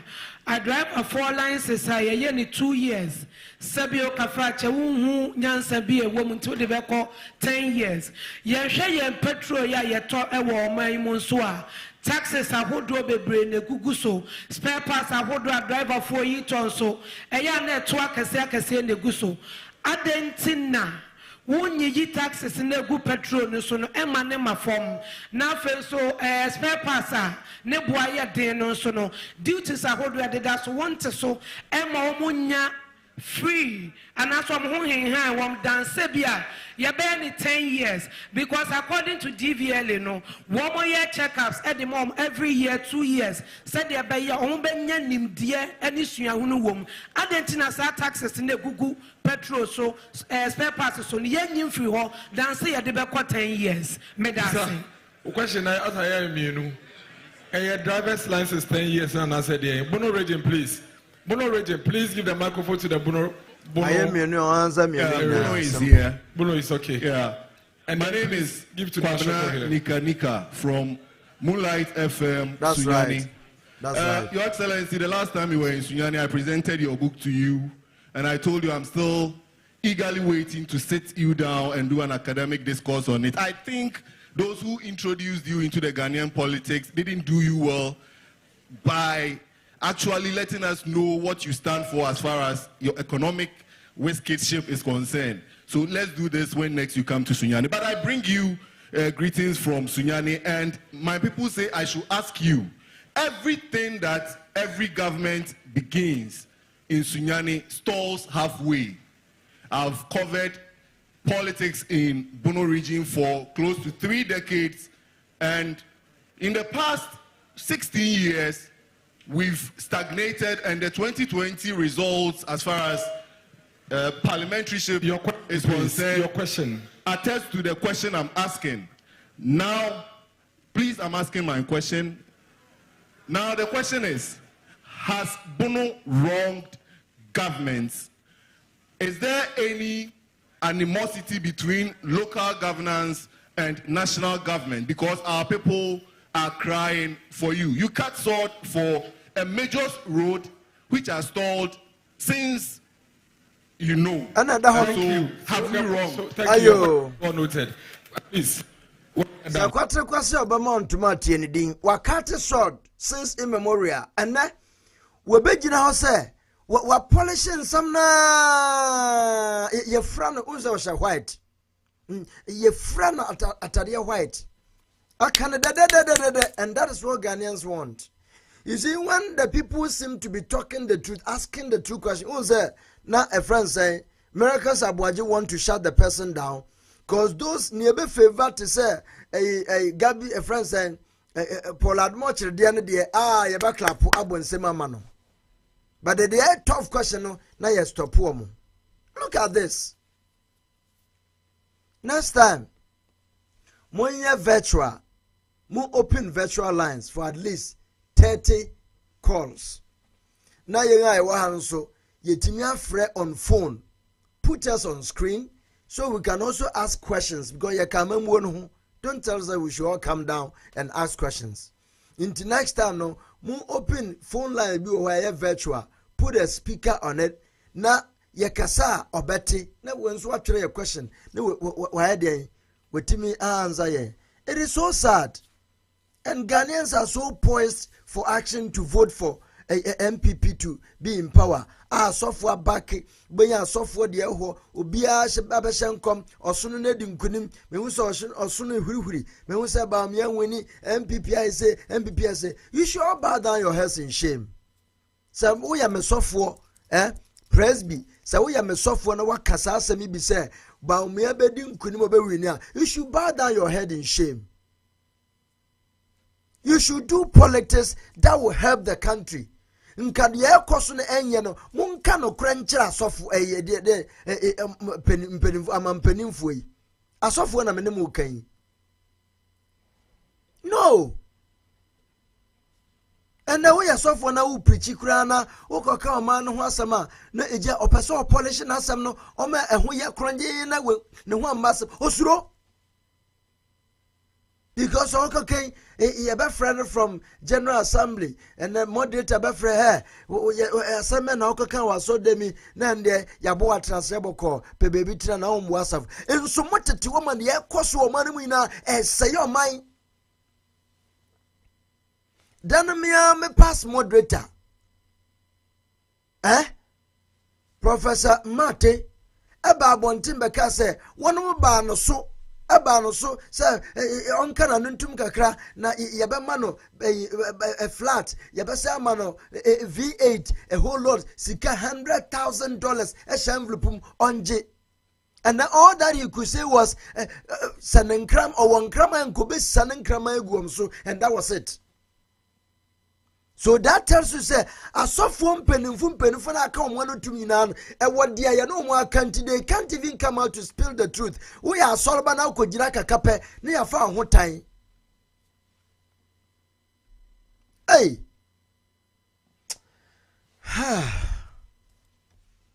Well done. We Thank you so have just much. one last one from Stephen, and that's it. Nashoko, Thank please. you so much. My name is Nash Shoko. In addition to being a journalist, I work in theater production. And I speak for the many of us in the performing arts who have come to realize the potential of theater to enhance job creation and employ a lot of young people. And yet, the state of the National Theatre of Ghana keeps deterring a lot of patrons from attending our performances. And this is a major concern for a lot of thousands, actually, of young people who rely on theater for their livelihood. So my question is, can we expect to see an urgent resolution of this problem, if possible before December 7th, or at the very least, during your first 100 days in office? Thank you so much. Thank you. At this juncture, no, please. In the initial stage, could you shout who was asking a question? Did it end? I said, I'll call. Please come. Bella, come, and then we're done. Thank you. So please, the two, and then we're done. Thank so please you. give the microphones to them. Mr. Vice President, my name is Stephen Zuri. The Opposition National Democratic Congress. I am from mynewsgh.com. The Opposition National Democratic Congress claim you are making up being a taxi driver, a cleaner, and a laborer. Would you want to throw more light on these things? Thank you. Okay. Okay, so I'm back again. So my question borders on musicians in this country. Now, I have seen what you have highlighted in your manifesto when it comes to people in the creative arts. Now, recently, people that I've seen come into the media space to complain about royalties they receive from Gamro. These artists, they come out, they complain about receiving 300 CDs, 200 CDs, 500 CDs. Someone has created about 32 albums, a collection of royalties on his behalf, in 300 CDs, 200 CDs, and 400 CDs. You see them come in the news complain about these things, and it looks like Gamro has not been enabled to collect royalties when it comes to our artists. And in certain jurisdictions, artists can release one song and eat off it for the rest of their lives. We don't see that here. And I want you to let me know what you are going to do to help enable Gamro to be able to collect royalties effectively, so that our artists wouldn't retire, and us on social media will be doing GoFundMe and all these things for them. So that is Gamro. And the last one is, oh no, wait, this one. Oh, who's that? The last one is data issues in this country. I'm sure you have seen what Tech Kichi guys do. We have all added our voice when it comes to how expensive data is in this country. Now, I create people always in the comment section complain about the fact that even the exorbitant amount are paying for not getting value for their money. We have highlighted this on several platforms. We have been interviewed. We have met with the NCA. We have met with key people in positions of power, and nothing is being done about it. Your government, you have not said anything about it. For someone who is a digitalization and agenda, don't you think we need internet to champion some of these things that you are highlighting in your manifesto? Thank you, Kojo. Thank you again for the opportunity, and I'll make this very quick. So I was just checking Fact Check Ghana to be sure I was asking the right question. And Media Foundation for West Africa has also fact-checked and confirmed that 8 people died in the 2020 general elections. We haven't heard the president make a statement on it in terms of justice or anything for that matter. I'm not sure I've heard you make any statement on it as well. And I've spoken to a lot of analysts who say that if you had addressed this very early on in your campaign, maybe you'd have had a greater chance at the presidency than you might have now. If you become, and that's a conversation I've had, I just want to find out from you what you make of this, and if you will address this matter. And finally, would you agree with Ghanaians who say that you should apologize for where we are at the moment, especially looking at all the promises that were made and the performance not matching to those promises? Thank you very much. Thank you. At this juncture, I think we would continue on another occasion. We'll take the last one from Geba, Ghana Independent Broadcasters Association. Where's the Geba rap, please? Geba. Please give the microphone to Geba. Geba is your parent, oh. Don't do that. Let your parents speak. They will speak on behalf of Annie. Thank you, Mr. Vice President. In Ghana, as at the end of 2022, we had a significant 832 radio and TV stations, of which 707 are radio authorizations and 120 TV stations to service our population of 34 million.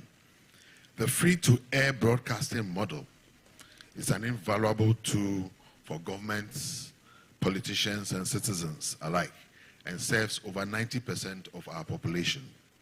One significant industry hurdle is the financial sustainability of the media, which has hampered growth, and we've seen very low revenues due to the very competitive environment which has been created, leading to poor remuneration of media workers, journalists, and poor quality of broadcasting equipment and other issues.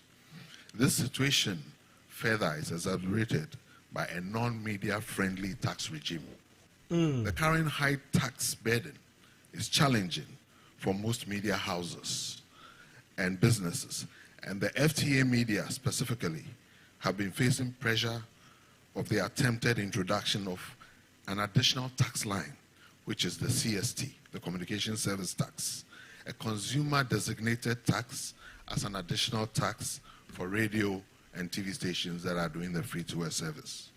Mr. Vice President, what is your position on using the taxation reliefs mentioned, reviews and innovation, tax reviews and innovations, such as the removal of CST for free-to-air broadcasters completely, and other tax incentives to enhance financial sustenance of our media landscape specifically, and enhance the remuneration of journalists and media practitioners, and enhance the ease of acquisition of new equipment, imports for media work, local content creation, technology upgrades, and improve operational costs for this special industry gathered here. Thank you very much. Your Excellency, you may give the answers now. Hey! Oman Ghana. We are leaving you at this point. Okay, I'll try to keep it short.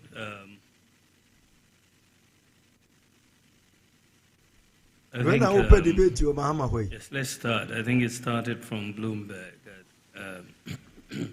The target.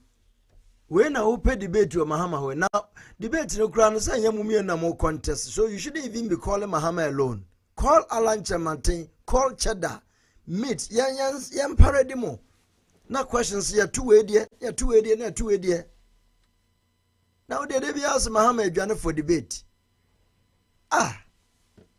To us so of our fund program vis-a-vis my proposals, especially the scrapping of some taxes and so on. I don't see any inconsistency at all between what I am proposing and the fund program that we are engaged in. If you read my proposals very carefully, I start off by saying that we are going to bring down government expenditure by 3% of GDP. The proposals in terms of the tax cuts I'm proposing will not even come up to 0.5% of GDP. So, you have more than enough space to fund what I'm talking about. So I think that the issue at the end of the day for the program is to make sure we maintain fiscal sustainability, and you will see that in addition to reducing the government expenditure in favor of the private sector by 3% of GDP, I'm also proposing an amendment to the Fiscal Responsibility Act. First of all, to make the Fiscal Responsibility Council, an independent Fiscal Responsibility Council like the Monetary Policy Committee of the Central Bank that will have oversight of fiscal responsibility. The second amendment I'm proposing is that unlike the current Fiscal Responsibility Act, where we have expenditure not exceeding 105% because of the current revenue, I'm even proposing a tighter fiscal rule where expenditure will not exceed 105% of the previous year's tax revenue, so that you don't get into a situation where you are making optimistic revenue forecasts and then go ahead to do the expenditure which doesn't get realized. So we are looking at a more stringent fiscal regime to do this in addition to that. So I think that the policies that I'm proposing are really very consistent with the fund program. I don't see any inconsistency at all. Wale FM was asking about the Pualugu Dam, and I think that it is something, and I think we had another question on it also. The Pualugu Dam is very important for agriculture in the north in general. It also is important for flood control.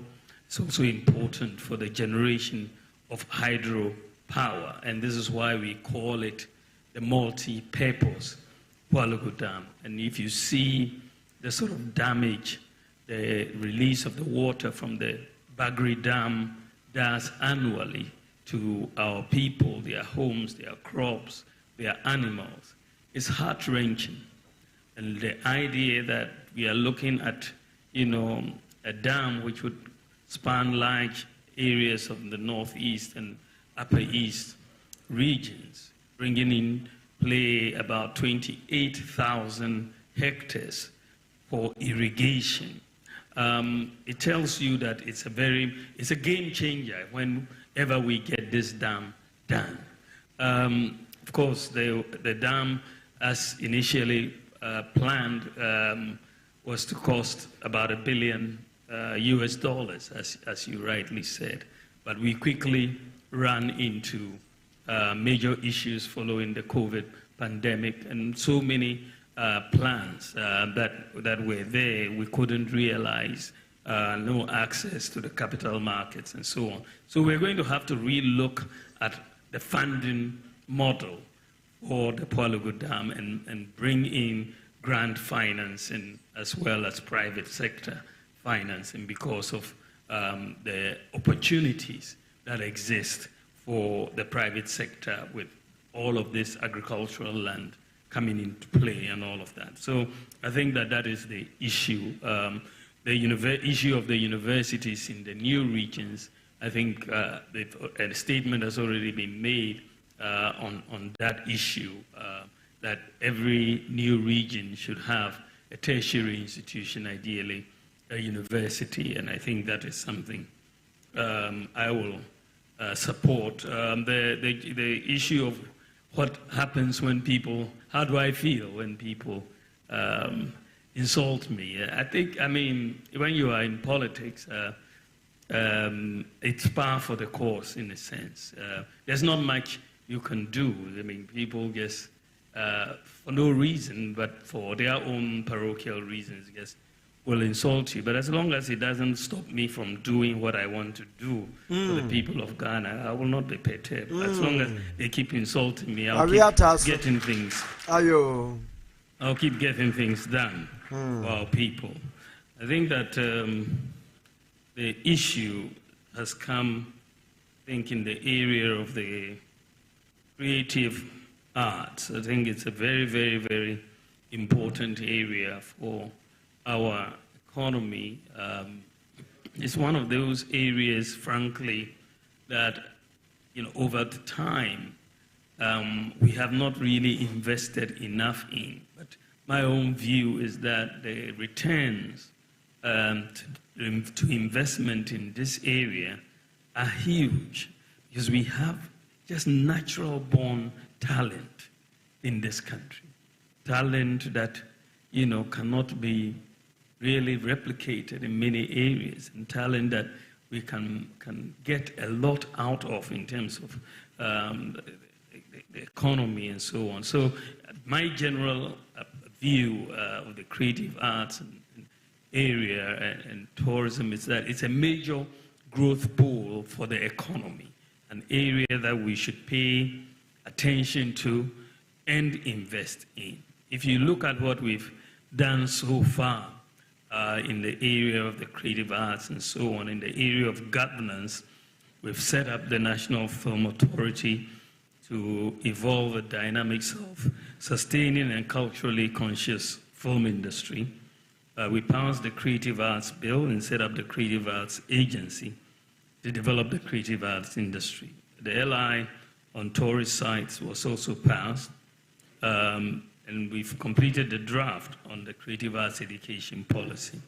In terms of infrastructure, which is usually the tourism and the creative arts tend to go hand in hand. We've completed the Kwame Nkrumah Memorial Park, the upgrading of the Kintampo Falls, the Bunsu Eco Park, the Nzulenzu Village, Salaga Slave Market, Pikworo Slave Camp, Tafe, Atome Monkey Sanctuary, Bonwere Kente Museum. All of these works have been completed, and we have ongoing projects in the Nationalism Park, Taneboasi Sacred Grove, Gees Park, the Creative Arts School, and Denchura Chechewere Eco Park. These are pieces of infrastructure that we are working on. Of course, in terms of marketing, as was noted earlier, we've instituted the Year of Return, the Beyond the Return, December in Ghana, Ghana Week in DC, Washington, DC, and Ghana Week in South Africa. And we're providing support for various agencies. Grants have been given to Menchia Museum, Bisara Bewa, Pan-African Heritage Mission, the Film Support Program for Film Producers, also by the Ghana Tourism Authority.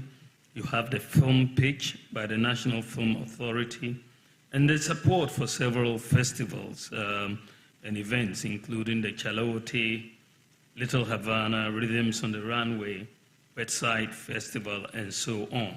So I think that if you look at some of these things that we've been doing, there's been quite a bit that has been done, and we need to do quite a bit more.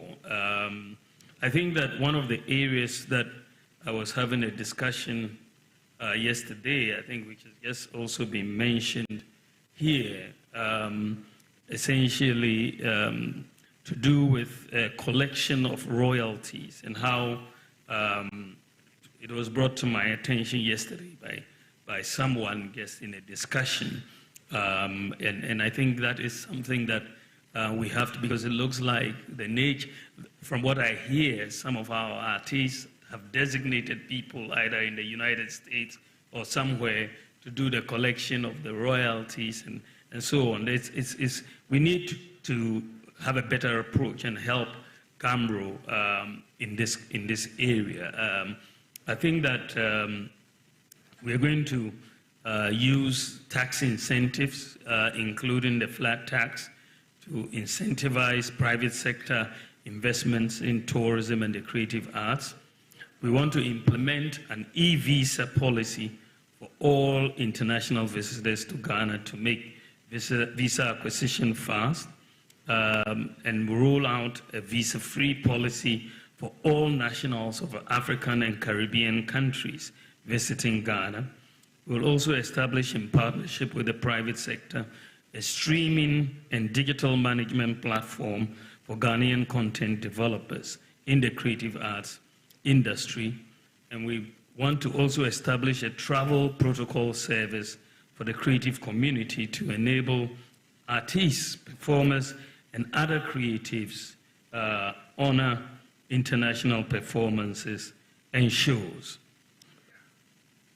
So we want to do some of these things to really help the creative arts. I think for me it's a growth pool, it's an industry where if we really pay attention to, we can do a whole lot. The OT bridge, again, came up, and I think it's something that is still on the drawing board, and I don't think we need to give up on it. It's a critical bridge across the OT, and so I can see how important it is for all of us, and I would definitely be very interested in the OT bridge. What competitive duties, Togo. Togo is not duty-free. Many people are under the misapprehension that Togo is duty-free. Saying that we will benchmark with Togo doesn't mean that you are benchmarking with zero. In fact, Togo charges duties and so on. It's not a duty-free port. The question, as I said, was how will you fund your priorities? What I'm proposing is basically to expand the tax base. You want to expand the tax base by broadening the tax, digitalizing the tax, making the tax rate flat so that compliance is very easy for everyone. So I don't really, and then also reducing the government expenditure by 3% of GDP. I don't really see a funding challenge for our promises. In fact, there's no problem really to fund the promises that we are making because they will be financed. As I said, Palugu, we want to look at grant and private sector financing, buying state assets. I think that it's something that we should all support. If we have any bill that prevents state officials from buying state assets, I think it's very well in the right direction. The issue about driver's licenses, as I said, we will move the validity to 10 years, but you renew it every 5 years. And we are hoping by moving to the flat duty for the imports, people will find that there's a bit more reasonableness in the duties that are being paid and a little bit more predictability in the duties that are being paid at the ports. Bono has not wronged government. I think there is a sense that Sunyani projects started have stalled. I hope we can get that perception off the table in completing ongoing projects. I think there was a comment also on the state of the National Theatre, but I think from that comment there seems to be an issue of maybe renovating the National Theatre, because you're saying that it should be done before the election, which means that maybe it's not a major construction effort, but maybe a renovation. I will get some answers to that particular question. Stephen Zuri was saying that they're saying that I was not a cleaner or a by-day worker or a taxi driver. What haven't they said to everything? Basically, it's just laughable. So we'll leave that alone. It's just, yeah. So then data is expensive. I totally agree with you, especially as we're trying to build a digital economy So I've made the point in the manifesto, we've made the point in the manifesto that we need to bring down the cost of data. Thankfully, I think that Starlink is coming in at the end of this month. I'm hoping that some competitiveness will come, but I've also said that in our allocation of spectrum in the future, we need to focus more on inclusion and bringing down the cost of data. So it is something that we are really going to pay attention to in the context of building this digital economy. And this is also why the cost of devices, we're trying to look at bring down the cost of devices like the mobile phones as we build this digital state that we are looking at, because we want to take off the import duties on the mobile phone. Yeah, so that is basically some of what we're trying to do. I think there was a question. I don't remember. Excellency, there's one question on the Yendi tax system. Yendi tax system? Yendi and Tamale, actually. Yeah, let me. The water system. Yeah, okay, let me go. Let's go through it. I think there was a question that 8 people died in the 2020 election, and the president, or me, we have not commented on it. I'm not quite sure whether the president has commented or not, but any time we lose a life in any circumstance, it doesn't have to be an election. I think it's really a very sad event when you talk about loss of life for anybody. And so I think that it's very, very a sad occurrence if for people who died during the election, maybe out of conflict or something. So it is something that I hope the authorities, law enforcement authorities, have dealt with or are dealing with. I'm not quite familiar with the full current status of that particular situation, but the people who are responsible should be brought to book to deal with this issue.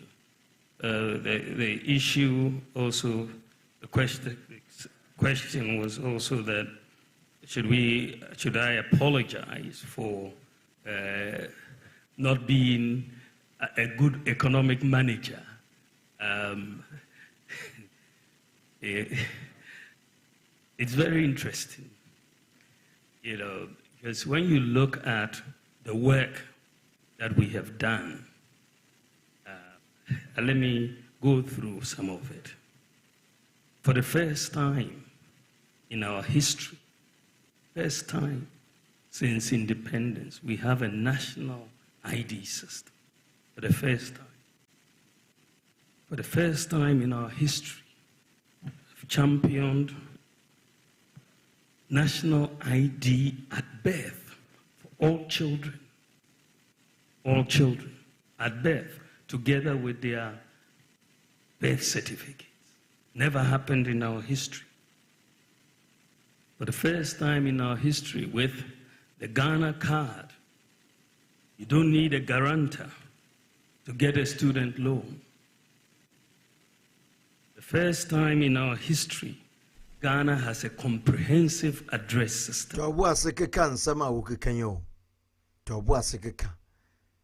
The first time in our history, you don't need a guarantor to get student loan. Papa.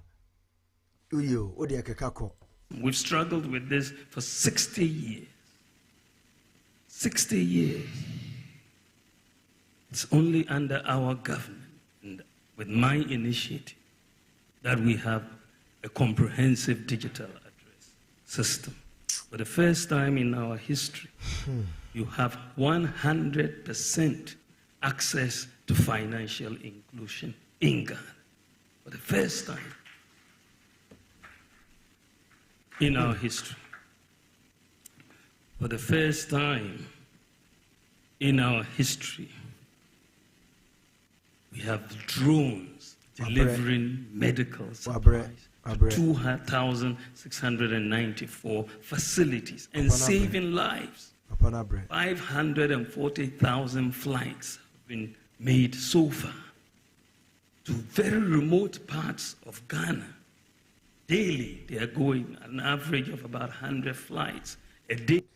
Na uko sa remote flights na ukana sa ay places nukra ura hospital kra aya ura hobi. Do you visit those places and look at their vicinity, surroundings, and check whether it is a facility for human beings to sleep there?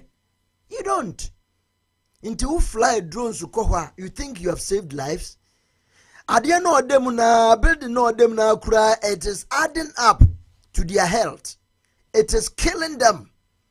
She clinic be obikutwa ba ya room near baku. All types of patients omuina da one room. So obi ma ahonoda near when your accident yet by emergency ahonoda obi anya infectious disease bia the same room. You don't hear, don't you see all of them? Me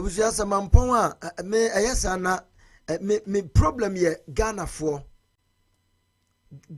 Ghanaians. Me problem pa ye Ghanaians. Are very, very sad. Say, what was that? Burkina. She said they have allowed the guy to operate. When there is a press conference and I say a gathering, na ojina ho kasa mpenimfuni na ayedi obi adie. Hwe. What the 2 minutes kasa no? We hunu mama no kwan what the force waba Ghana mrantie ene maba. Shia kai. From each of the 6 drone centers, saving lives. So many lives have been saved. Yeah. Women in childbirth, needing blood, people who have been bitten by snakes. We get the report that the drones are saving. And Ghana is the whole world's largest medical drone delivery center. The whole world. The whole world. Hey. Our people can sit at home and enroll in national health insurance from home and renew national health insurance that they had so much problems with. Today, people can stay at home and buy electricity credit and pay their children's school fees and other things right on their mobile phone. Today, you have a lot of bureaucracy in the public service delivery space that has really been eliminated. You're getting through passports, getting a driver's license, clearing goods at the ports, and so on, have become much easier because of digitalization than before. Much, much, much easier. Today, we have an e-pharmacy system, platform in Ghana. I went to Ho in 2019, met with the pharmacists and challenged them. I said, let's do an e-pharmacy platform. Let's bring all the pharmacies in Ghana together on one platform. And today we have 2,456 pharmacies that have been brought together on one platform. I don't know a policy. For the first time in our history. For the first time in our history. I don't know. So today, if you receive a prescription from a doctor, you can get to the e-pharmacy platform and it will tell you which pharmacy near you has the medicine and how much it costs. This is the first country in the whole of Africa to have an e-pharmacy platform, and it is Ghana. The whole of Africa to have an e-pharmacy platform, and it is Ghana. Today we have put together Ghana.gov Mama Georgina. Hello, Abe. Na wonder. Abe, good evening. Me chair will be our platform no so nyumre. Obi ajoso. Bawumia ensense me ya na me cheche bi nyumre sa na. Was start here na me tie was tamare ho. Ukwa de sa later on kra na wo de to ho life. Na Kevin Taylor nso abetete ne de ho kama. Ya ka ne sen Bawumia wa as ni nyina mu as just me ni mo piapia na ti kwaso nkogu na ni mu asesa. Na honestly speaking, Bawumia can smama me yema shime pa ma me hu se man no. Why a very wicked man no ye nipa boni for ni ti mo den pa. Ne nyina ne say, won se mu bisa ne say obi bisa ne say. Adenti ana se si ase ahokyere wo ho Ghana fo bre ne ade na still wa ban mu as vice president. Na want to me hwe no want to me resolve the question no. Ahokyere ne ade no want to me make sure so mbetumi yi niema bi afiri wa ma nipa henha wo mu. Hwe nwaye Bawumia de mai. Say wo se wo yes a niema no a beden wenya ade ben muka ne say manifesto say de beden wenya manifesto wo ba wo beye. So in this case now kwakwa to say nani da ho wonim sa Ghana fo ho kire wo mo bre but onye na emu sa motoma ne dia na wa be try ahwe so betumi na ne oka nyina so kra ye ntro ba kra wontumi nye na sa ukuta sa adwen boni we say meye sa ne ma ne sesi a meyeden na me ba menye bibia yo se de Ghana problem se wo ho bebrebe yi Bawumia so ohui a question mu bisa wo no wo aya wo sa wo di mani sa wo ye those things ni sese ma ho to ba wo ba wo nya hwe nye akwan Ghana akwan hospitals schools ankwala kwa double track ne ade a enema nkoyi hospitals bi na na be wu ka sese yi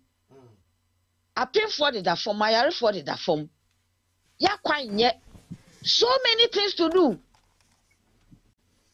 Shanya Bawumia ka na just intentionally no obetumi aye kra na se no obeka che na do so omunye bibi kra na onye na wunye yi ana Ghana fo nkwaji wuni se wo motoma na obade a obeya na Bawumia na dwen wo fom too much mean to me who one more person chinchina one kotoma Bawumia se Bawumia medi Ghana fo anim and not those people make me can plan so almost so nyina adwen wo fom pepepe to say Bawumia na wo bia sa 2024 we say December 7th ba kwoto aba ama Bawumia na che say wadwen wo fom more ase Bawumia na nkasa nipa we eye leader man ye Can so called a running mate now no so kasa boom no what to one so ada you go some ma wuka nyina nyansa bi anim to no kra no kwada e no si wo wabre enipa we mu na yesi enkoto aba ma wo no these two musketeers oh god abe ma me fa manu si wa me da si bebre so pikim na me shraw yeah amen yo ebusiafo meje mu na yambo anapa na yaba efi na yede eye more discussion on this about so I want to take leave of you, but in the meantime yentie enkaibo ye wohwe na yenshanen so ebebu pa na yehunu de ekọ ene de eba. Stay tuned na yemamo information. What do I have here? Okay. So this one becomes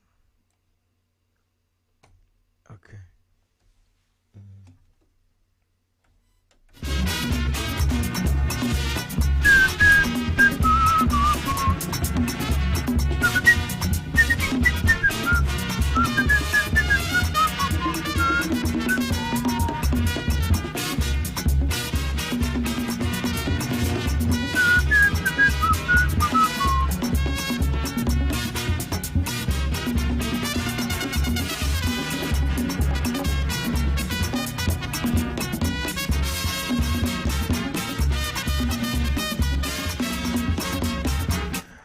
right, Yentie Nieba, and the Echo.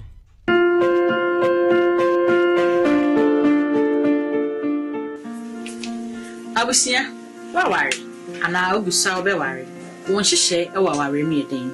Na se wa worry so a, sene na wo twempna, ene so worry ye no. Nti sen bi abomo ana. Wo hu worry sen. Worry so sweet. Ana wuram. Ase wa adwen asesa. Enyi ni hye me wa hai. King JC Radio, ene ni TV so na ye be kasa fa worry. Die wukum ene de mi kom adesuade ewom de ewom su ewom ni nyina ye beka bo na mamimi se wade ba ko wadwenkyere e wa ware mienu e den ni nyina ye beka bo nya ye wa ase aha ana be hu nsem polo obetinsem obetise ken e de ne de nam ha na fiura so de ne de nam ha Shemha, Ukiada we, any Ukiada Piaka, and you may abos 5:30, equals 7:30. We share her, aha, and our some polo, and some biggie to talk. Break, Nayan Casa.